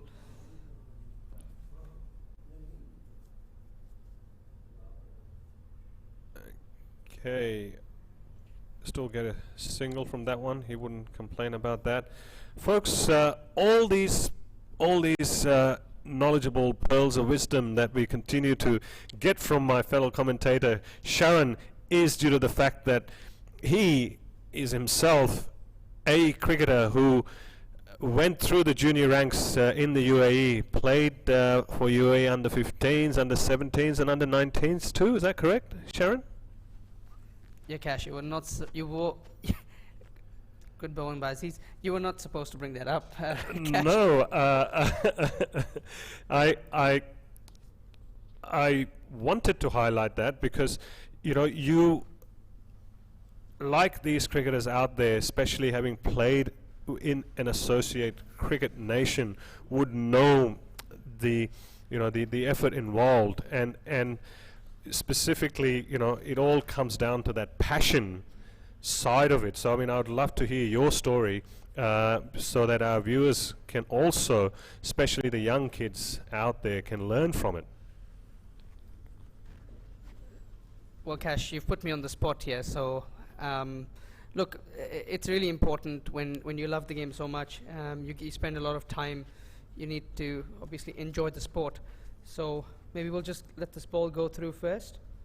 What a shot by Tim. He's absolutely creamed that. Went like a whistle. That was a brilliant shot by Tim. Gave himself a bit of room and absolutely creamed that through mid-off and covers. Or as Ravi Shastri would say, I was hit like a trace bullet. Yeah, it's good to see him batting with that intent and batting with that confidence, just coming in and not letting the bowlers dictate terms. And that's a close call by the bowler. Probably got a little bit of bat onto that. As well as he was coming quite far forward into that shot, that probably also helped his cause for that particular ball. Yeah. But yes, please keep sharing your journey, your experiences as we go through this innings. Definitely a lot to learn for young kids from it.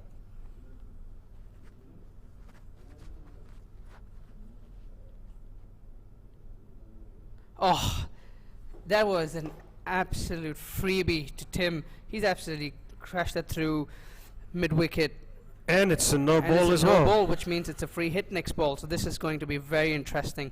Neville, who had a lot of control during his first over, as soon as he's seen someone dictate terms, he's lost the plot just a little bit. Yeah, this next ball is going to be very interesting. And you can't change the field as well, considering it's the same batsman. So he's probably going to look to go straight. Whoa! That almost took out Surender's head on the way to long off. Yeah, lucky that there was a fielder at long off. Just the one run, not too much damage caused off the no ball. Yeah, Cash, just coming back to, the youngsters, when they love the sport that much, it's a great opportunity to represent any nation. And a lot of time has been spent as well. But what is really important is to get the basics right. When it comes to batting, when it comes to bowling, it's really important for them to know the kind of player they are and use that to their advantage, and not to try something that's not something that's within their skill set. And it's really important for them to be really disciplined as well. And what I mean, well played by Surender. Probably will come back for 2. It was very nicely placed. He knew exactly where those fielders were. Yeah, so just coming back, it's really important for a youngster to be extremely disciplined with their cricket. I see a lot of youngsters here in Singapore sometimes rock up to games with their kit bag not even opened up from the previous game, or just sometimes they come to games and the wrong T-shirt's been bought. So it's really important for them to have a lot of discipline, and that shows that they appreciate the game. Oh, that could be a run out, and it's very close, and he's gone. Direct hit from point. Bit of miscommunication from the batsman, and Tim Davis is run out. That's a massive setback for Singapore. He was a long way. Definitely a big bit of miscommunication, because Surinder was not interested in that run from the word go. Maybe that initial first small step to look for that run, but as the ball had gone straight to the fielder, he hadn't moved. One thing that I picked out when Tim Davis came, as soon as he faced the first ball, he was communicating to his partner. This is what the ball did: it's come in or it's moved out, and that communication looks like it was something that Tim Davis relishes. But when you see probably the other batsman batting, and we can even use the next ball as an example, as soon as Surender faces it, it's important for a batsman to tell to their partner, this is what the ball's doing, this is how it's behaving, this is how the wicket's behaving. And that's where sometimes there's a bit of a miscommunication because of the expectations of each player at the crease. Yes, and then it comes back down to the hours you put in practice as well. And if you look at it overall with Tim just coming into the setup, from that running between the wickets point of view, most of the other batters in Singapore are quite used to each other's running styles. That's the exact same shot, the exact same fielder, and you could see that Manpreet basically knows Surrender would not go for that run and did not take that start. But yeah, coming back, so I represented the UA under 15 for the first part of when I started playing cricket, and that was under the guidance of Saeed Abid Ali, the ex-Indian cricketer. And moving on from there, went on to captain the under 17 for the UAE, and at that point we had Roger Binney as part of our coaching setup, which was playing the usual Asia Cup qualifiers, the World Cup qualifiers, and so yeah, it was a fantastic experience because the likes of Angelo Matthews was captaining Singapore, Sri Lanka. You had Mushfiqur Rahim representing Bangladesh, and Mohammad Nabi, the captain for Afghanistan. So it was fascinating. So now to see them obviously do really well in their careers for their respective nations is just fantastic to see. Oh, that's amazing. That's there's definitely at least half a dozen stories there that I can expect from you, from all the names that you mentioned that you played against. So please keep them coming. Oh, let's focus on the game, Kashan. No, I would just say that certainly that sort of upbringing sort of helped me get that guidance. And here and coming back to the setup here in Singapore, and all the other nations are bold. All the other nations, I'm sure their coaching panels got very capable people, and it's important for them to guide youngsters in the right way. So here you've got Bilal, you've got Arjun Menon, and you've got Chamal, all of them from a coaching standpoint really making a huge difference. There you go. That was great shot by Surinder. Inside out Over point. It was almost made it look like Dhoni's helicopter there as he finished that swing. The only difference is the ball went on the other direction. Oh, runs are runs. It's interesting though when you talk about the youngsters bit and having that right attitude, and down the ground for a single. I have had these discussions on several occasions with a lot of my mates here in Singapore, and one of the things peculiar about Singapore is it's just the lifestyle. It makes people comfortable, including the kids. You don't have that real struggle, say somewhere like a Bombay, where you have to travel by the train for 2 hours just to get training, or if you're in a place like Sydney or Perth. Single behind square moves the score to 24 for 2. Decent start. Of course, they would have not wanted to lose those 2 wickets, but that's part of the game. So bringing it back into it, places like Perth or Sydney, you would still be driving. I mean, you may not take public transport, but you drive like half an hour, 40 minutes to training. Another single. Really good batting by Surendran and Manpreet, the new batsman at the crease. Both of them nudging the ball, grabbing the singles, just knowing that the big shot's not required, and paying respect to the bowler where it's due. So good, intelligent batting. And taking advantage of the bad ones. That's exactly the basics you want to stick to, right? If you look at it, like for like at this stage, Singapore has definitely, rotated the strike a lot better, which is in the end going to be to their benefit. But yeah, so then again, talking about that bit here, I mean, it's so easy to get around. It's so easy to hop into that Uber 10-minute ride.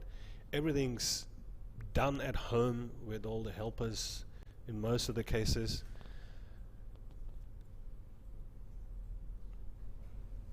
It's a wide down leg side. They go for the single, and they manage to sneak in a run as well. So that's 2 runs without a ball being bowled this over. Look, Cash, yeah, there is that convenience factor here, but that should not come in when it comes to sporting. When it comes to sporting, everyone for various sports, not just cricket, should go through that rigor. And it's really important because that sets the foundation for a good sporting career.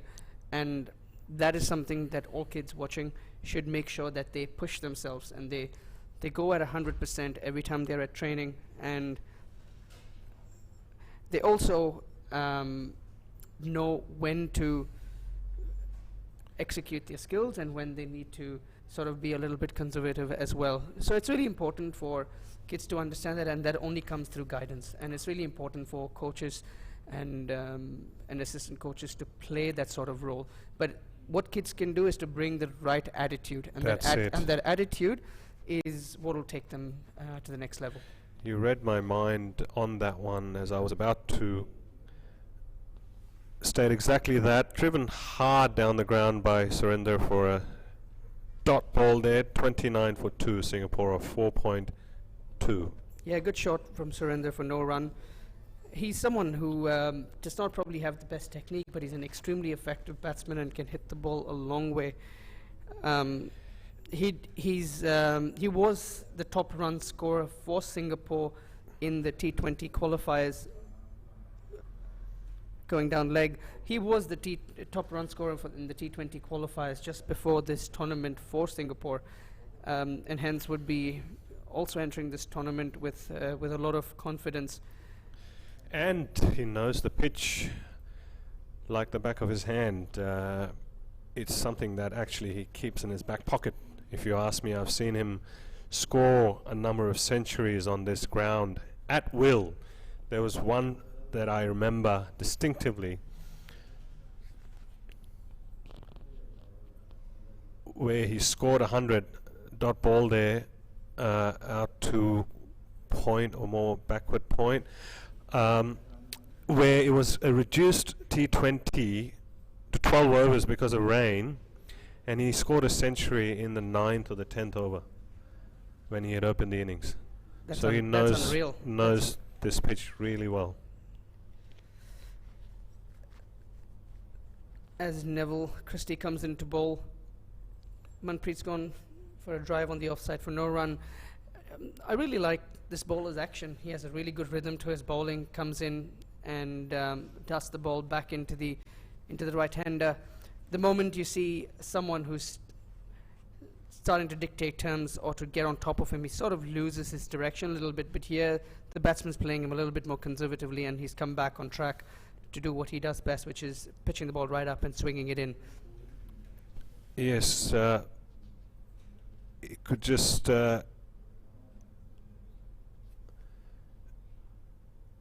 it's straight back to the bowler. It could just help him to try and avoid those wides. Never helps a bowler's cause. 5 overs gone, 30 for 2, folks. As Surinder takes a quick sip of water in this heat.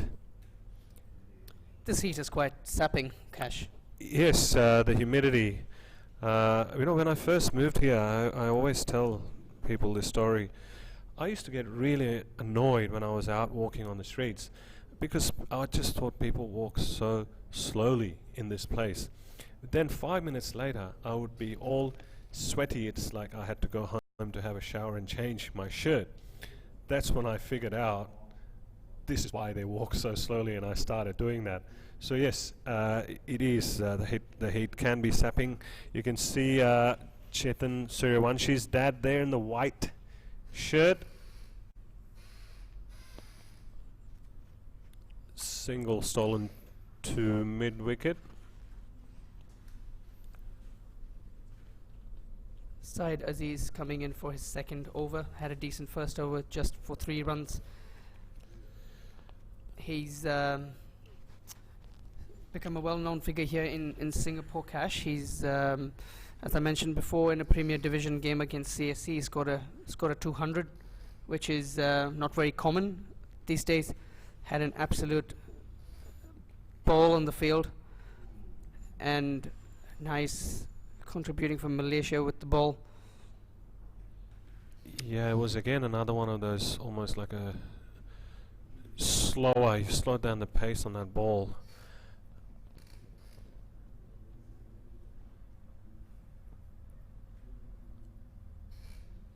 Singapore going along nicely so far.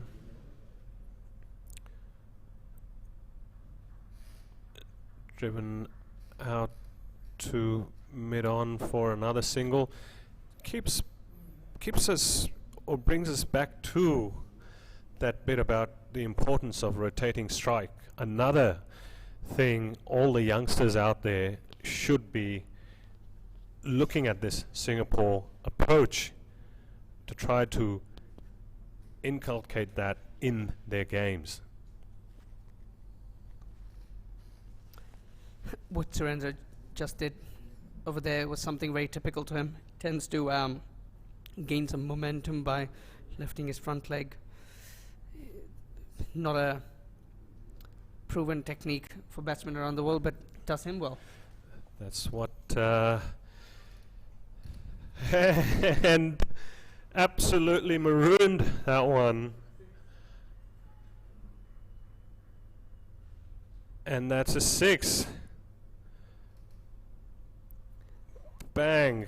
Almost ended up as a flat 6. It's just funny that after lifting his leg, he ends up in the same position before lifting his leg, but it's just that it gives him some momentum. Oh yes, but see that's the thing that they say, right?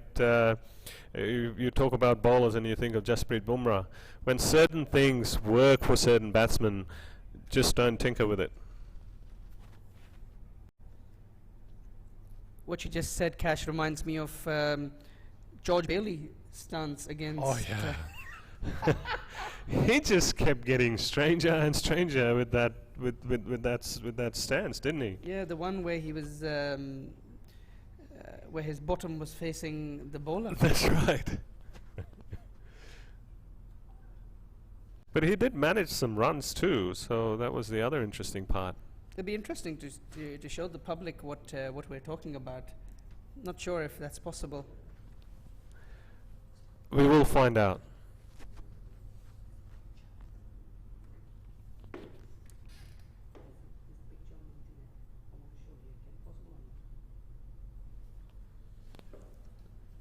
Okay, 6 overs gone, 38 for 2 folks.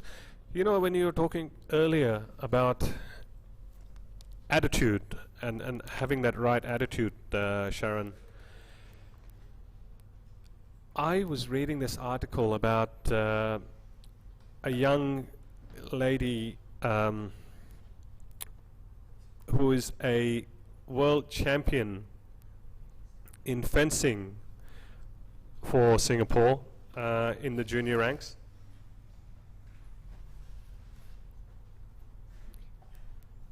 Nicely bowled by Anwar for a dot. Folks, Sharon has just stepped away from the mic. He is trying to get us that image on the live feed of George Bailey's stance that we were discussing earlier.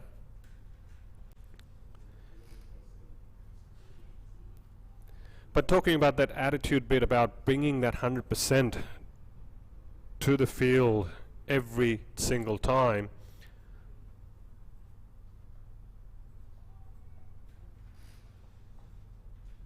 Dot ball again. Not every day is the same, of course. And there will be days when you may not feel 100%. However,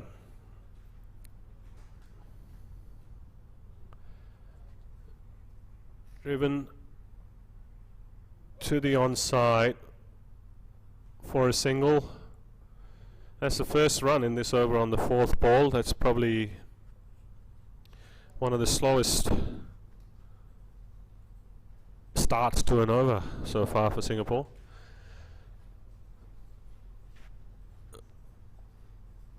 Dot ball to short cover.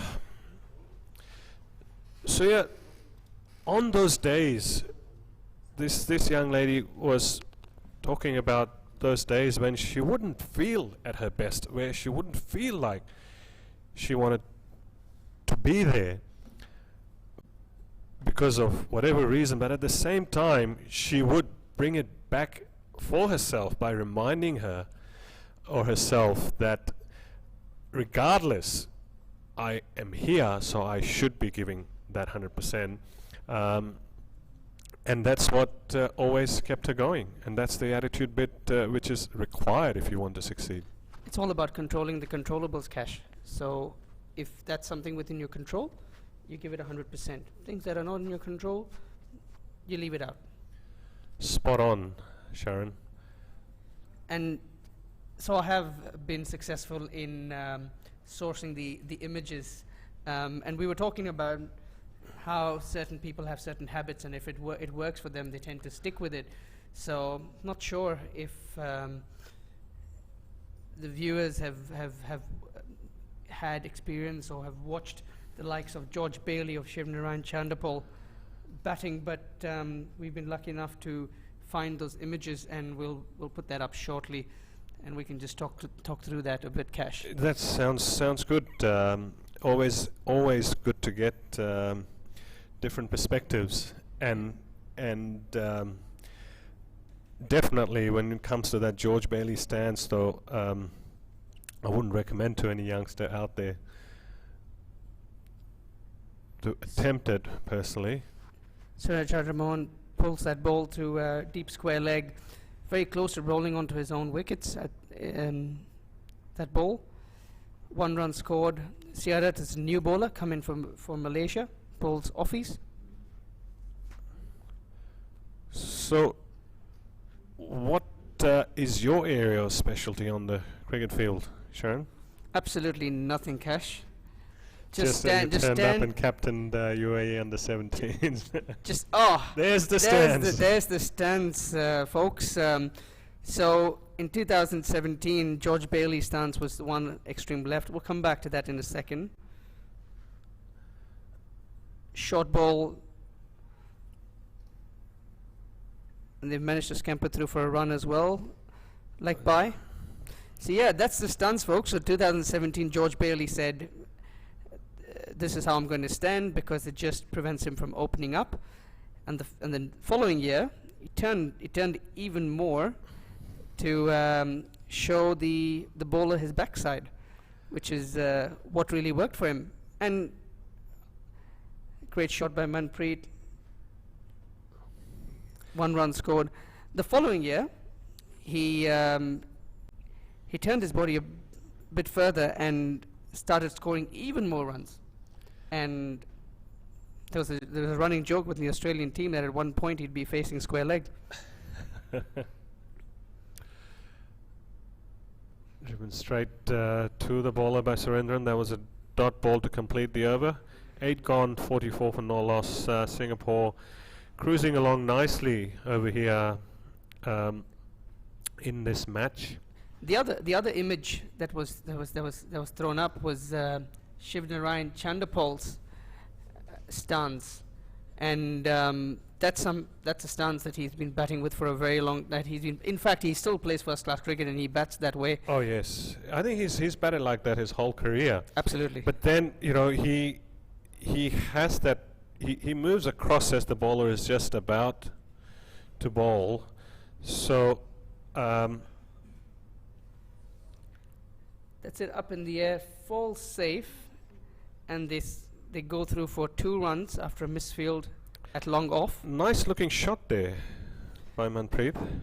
So we were talking about this. There's a lot of technically sound batsmen like your Kallis of the world, your Kohlis of the world. They have a trigger movement. So that's just the trigger movement for them before they can come back into that natural batting position. That's exactly the word I was trying to look for. Getting old here, folks. That's why we're commentating with each other, Cash, to help each other out. I'm definitely glad you're here, Sharon. Manpreet hit that ball to long on. He's certainly one of the better players of spin going around in the Singapore side. Oh yes, and a hard-working cricketer too. Again, if you bring it back into youngsters, especially the youngsters here in Singapore, I'm always watching Manpreet Singh. He's also part of the Singapore coaching setup for the youngsters. Very sincere, honest cricketer and coach for the youngsters.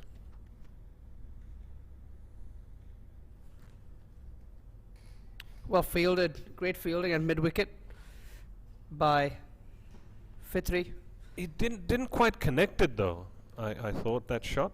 Nah, went through a bit early with the shot. Lucky to keep it onto the ground, but no damage caused. I really like the looks of Anwar. Really good action. Nice and energetic. Nice and energetic and easy. 9 overs gone, 48 for 2, folks. Malaysian fans, bring on the cheer for your team online. Ask all your friends, share the feed, ask them to come and support. Send that energy through the internet to your cricket team to come out there and pull up something from their reserves to make this game more interesting. At this stage, it's looking a one-way street.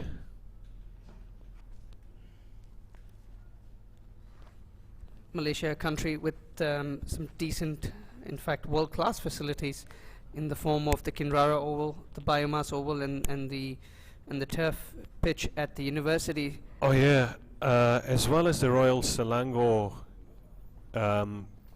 Cricket Club ground as well. Beautiful grounds over in Malaysia. They look after them well as well. And having said that, I must say, with the amount of cricket that the IA ground gets in Singapore, constantly you have to doff your hat to the ground staff here at IA, especially Aparna and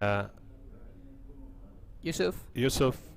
Absolutely. They work hard day in, day out to get contests happening here.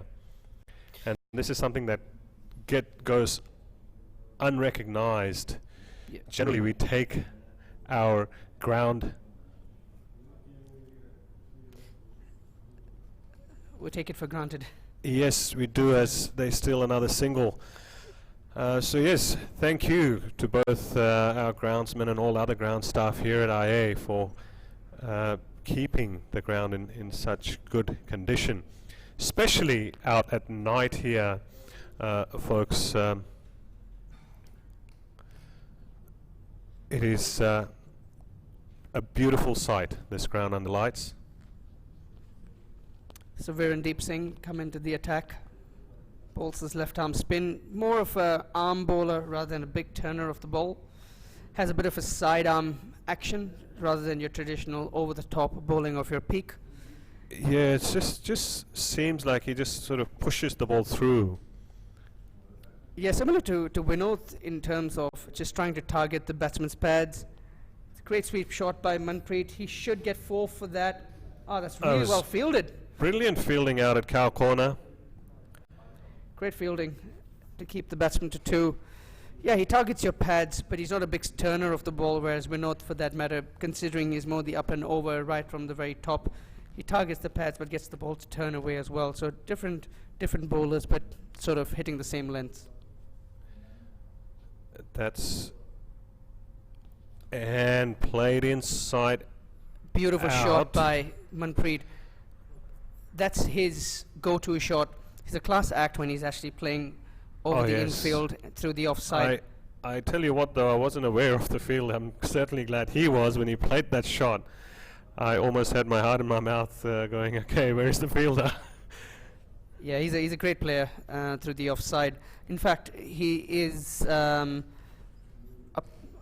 and Anish are probably your 360 player in the Singapore squad, and they play all shots effortlessly. Oh, yes.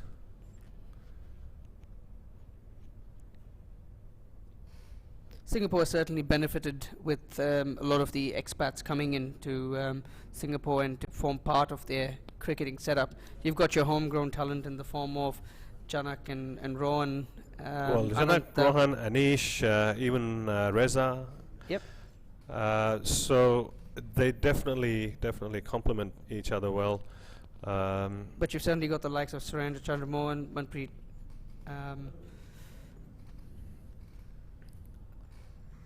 Played by Surendra Mohan. Great shot for 4 runs through covers, making batting look really easy. The way the Singaporean batsmen have approached the innings, very different to the Malaysian batsmen, but at the same time it looks like they're batting on a very different surface. Probably a bit more brave than the Malaysian batsmen, you would say? Oh yes, I mean, isn't that why they say fortune favours the brave?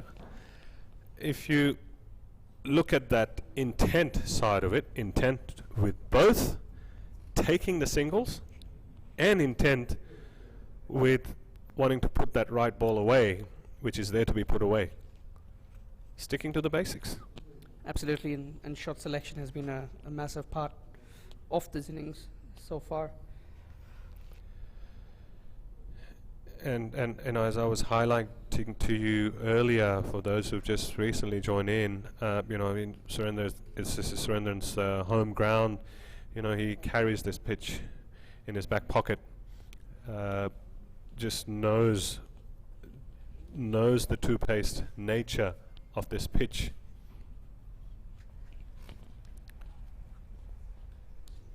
Dot ball. Good comeback by Shahadat.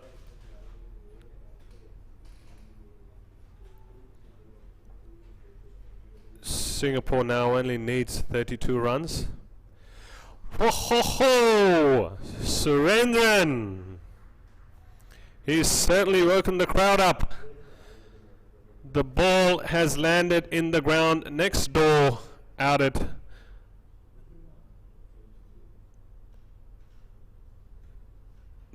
Deep square, or sort of behind square. That's Surendran for you folks. When he gets going, there is no stopping him. In the first game as well, he scored, I believe, about 47 or 48. So he's been in good nick.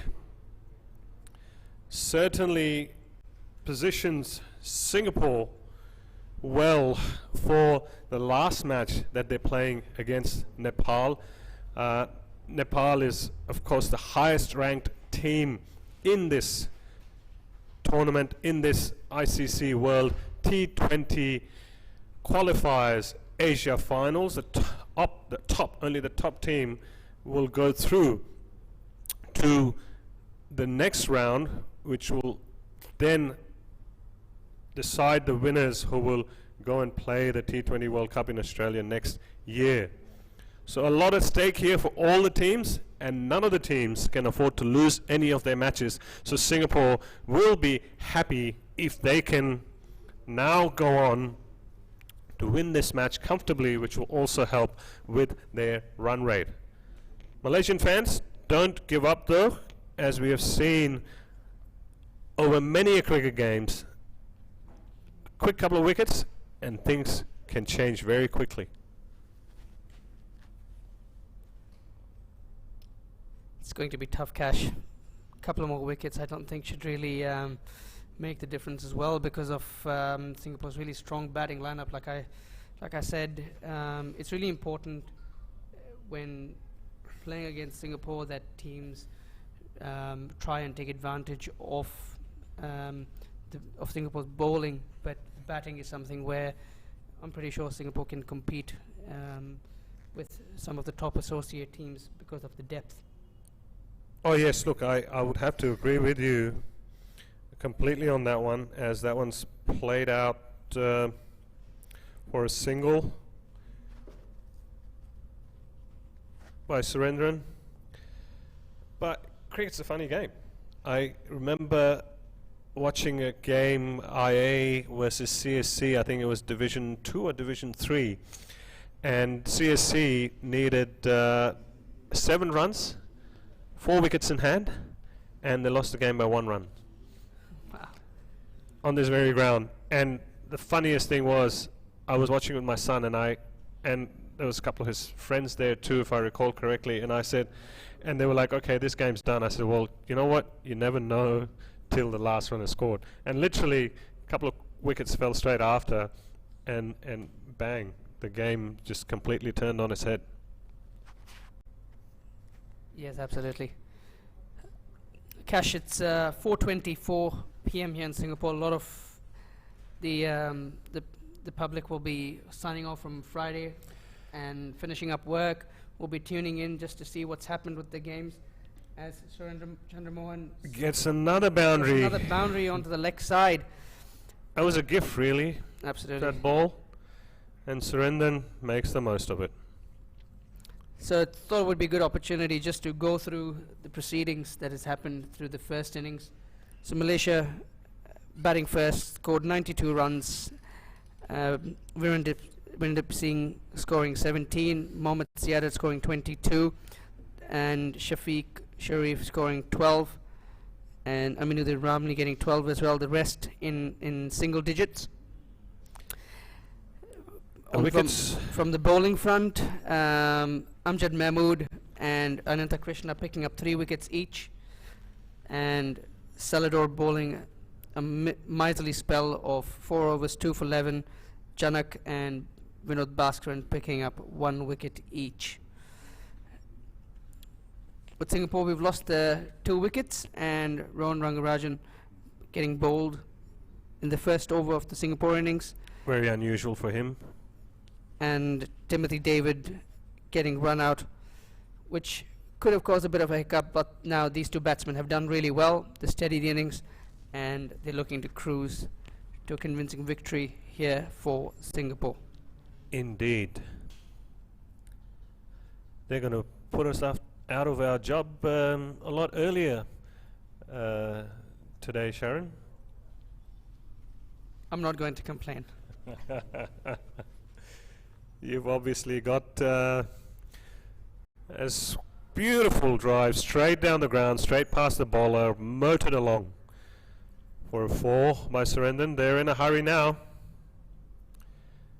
And Surendran, the way he plays, would also be looking to go for that 50. He always likes to convert his starts. 78 for 2.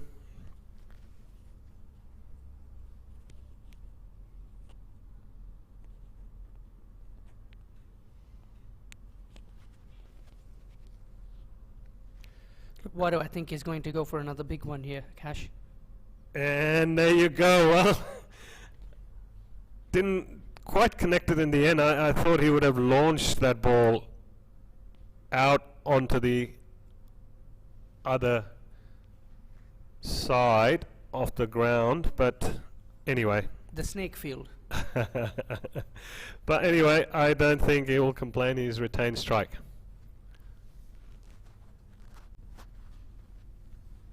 Bringing in their fast bowler, Fitri Muhammad Sham. Oh, my apologies, was that the... Yeah, it's Muniandi. That's coming to the bowling attack.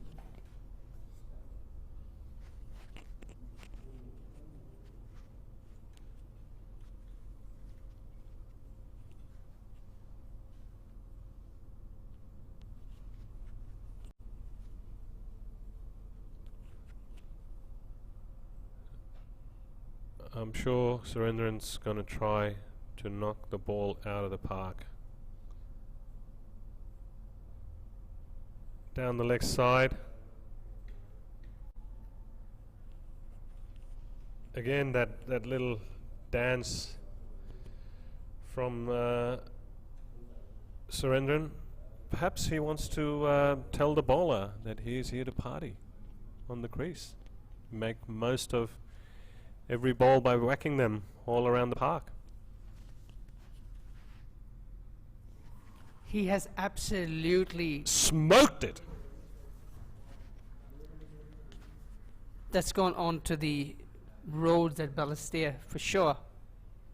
Yes, I'm sure we're going to see the umpire or the third umpire running to the field with the box of cricket balls happening right as we speak. Hey Cash, would you have a count of the number of balls that's been lost in the tournament so far? I've only just come in, but today, because I was actually overseas and traveling, so I haven't seen much of the games either, so that's why I'm also happy that you're here today. Well, today's game we've lost 2. It's not surprising though, as we were talking earlier, not a big ground, and some of these guys are big hitters. Nicely played down to long off. In one of the practice games where Singapore were playing the PK Gladiators, in just one of those T20 games they had lost 9 balls. Wow. Would that be some kind of a record, one would think? I would like to think so. And that was just one game, and the PK Gladiators were here for a month. So they played 5 50-over games and 5 T20s as well. So I'm sure there was a lot of balls floating around. I reckon they should actually approach the Guinness Book of World Records to see if there is such a record. And if it isn't, then they should look to register it. Considering this is an international game as well, of course, for sure. Yeah. You might want to take that up with Saad, Cash. Yes.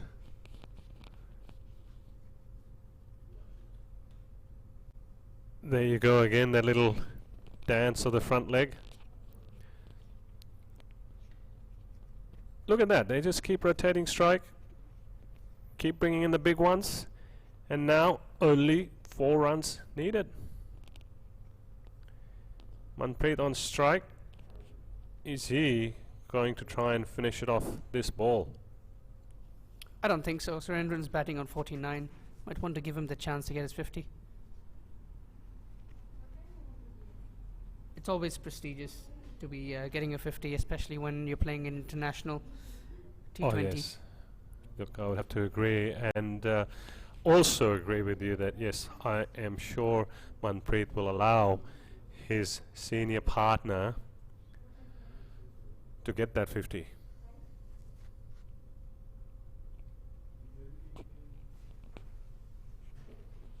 They're going to take at least 2 there.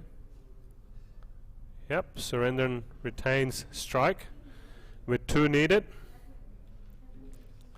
I'd love to see him finish it off in style at this start of the next over. Folks, as this game is drawing to a close, there are 2 more games tomorrow, and as I was mentioning earlier, all important games. I'm just about to bring up the schedule for you so I can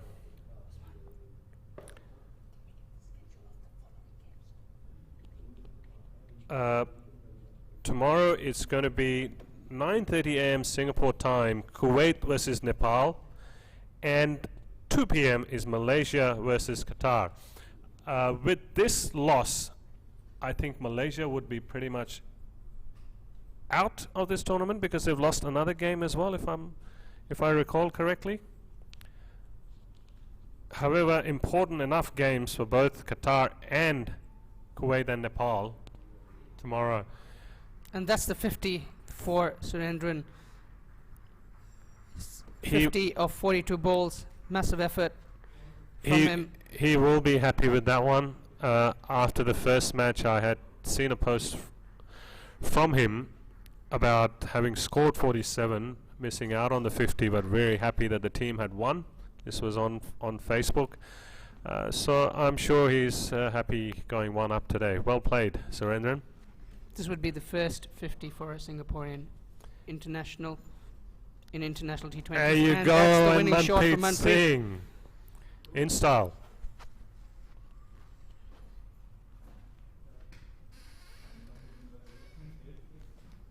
Brilliantly played by Singapore, won by 8 wickets. Surendran not out on 50, Manpreet Singh 26 of 28. He will be happy with that time in the middle too, with that important game coming up against Nepal. That would be a cracker of a game on Sunday. Oh yes, indeed.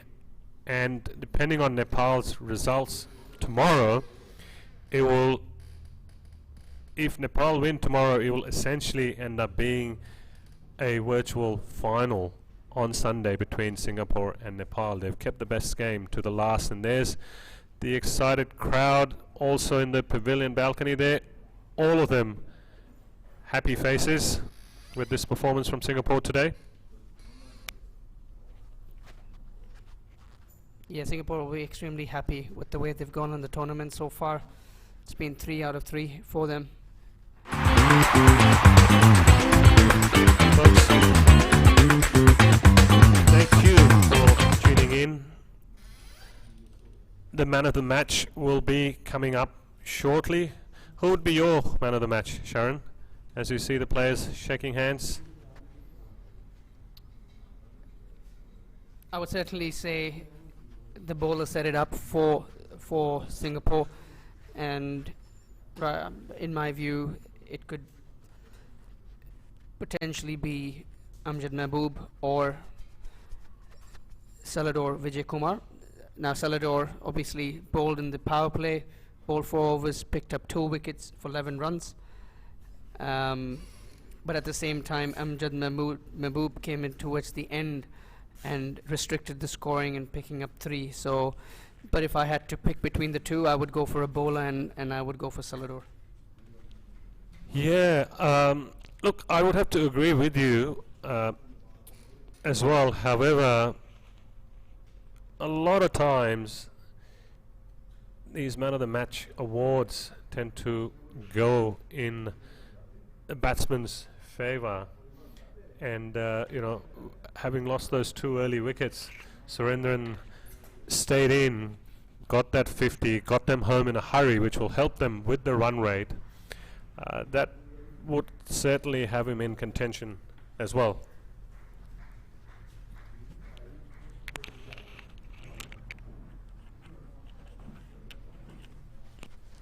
Folks, stay tuned in as we will bring in the presentations for today's match to you very shortly.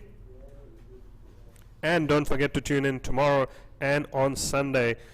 Sunday is a morning game. It's going to be at 9:30 a.m. Singapore versus Nepal. Promises to be a cracker of a game. Stay tuned in for the man of the match presentations.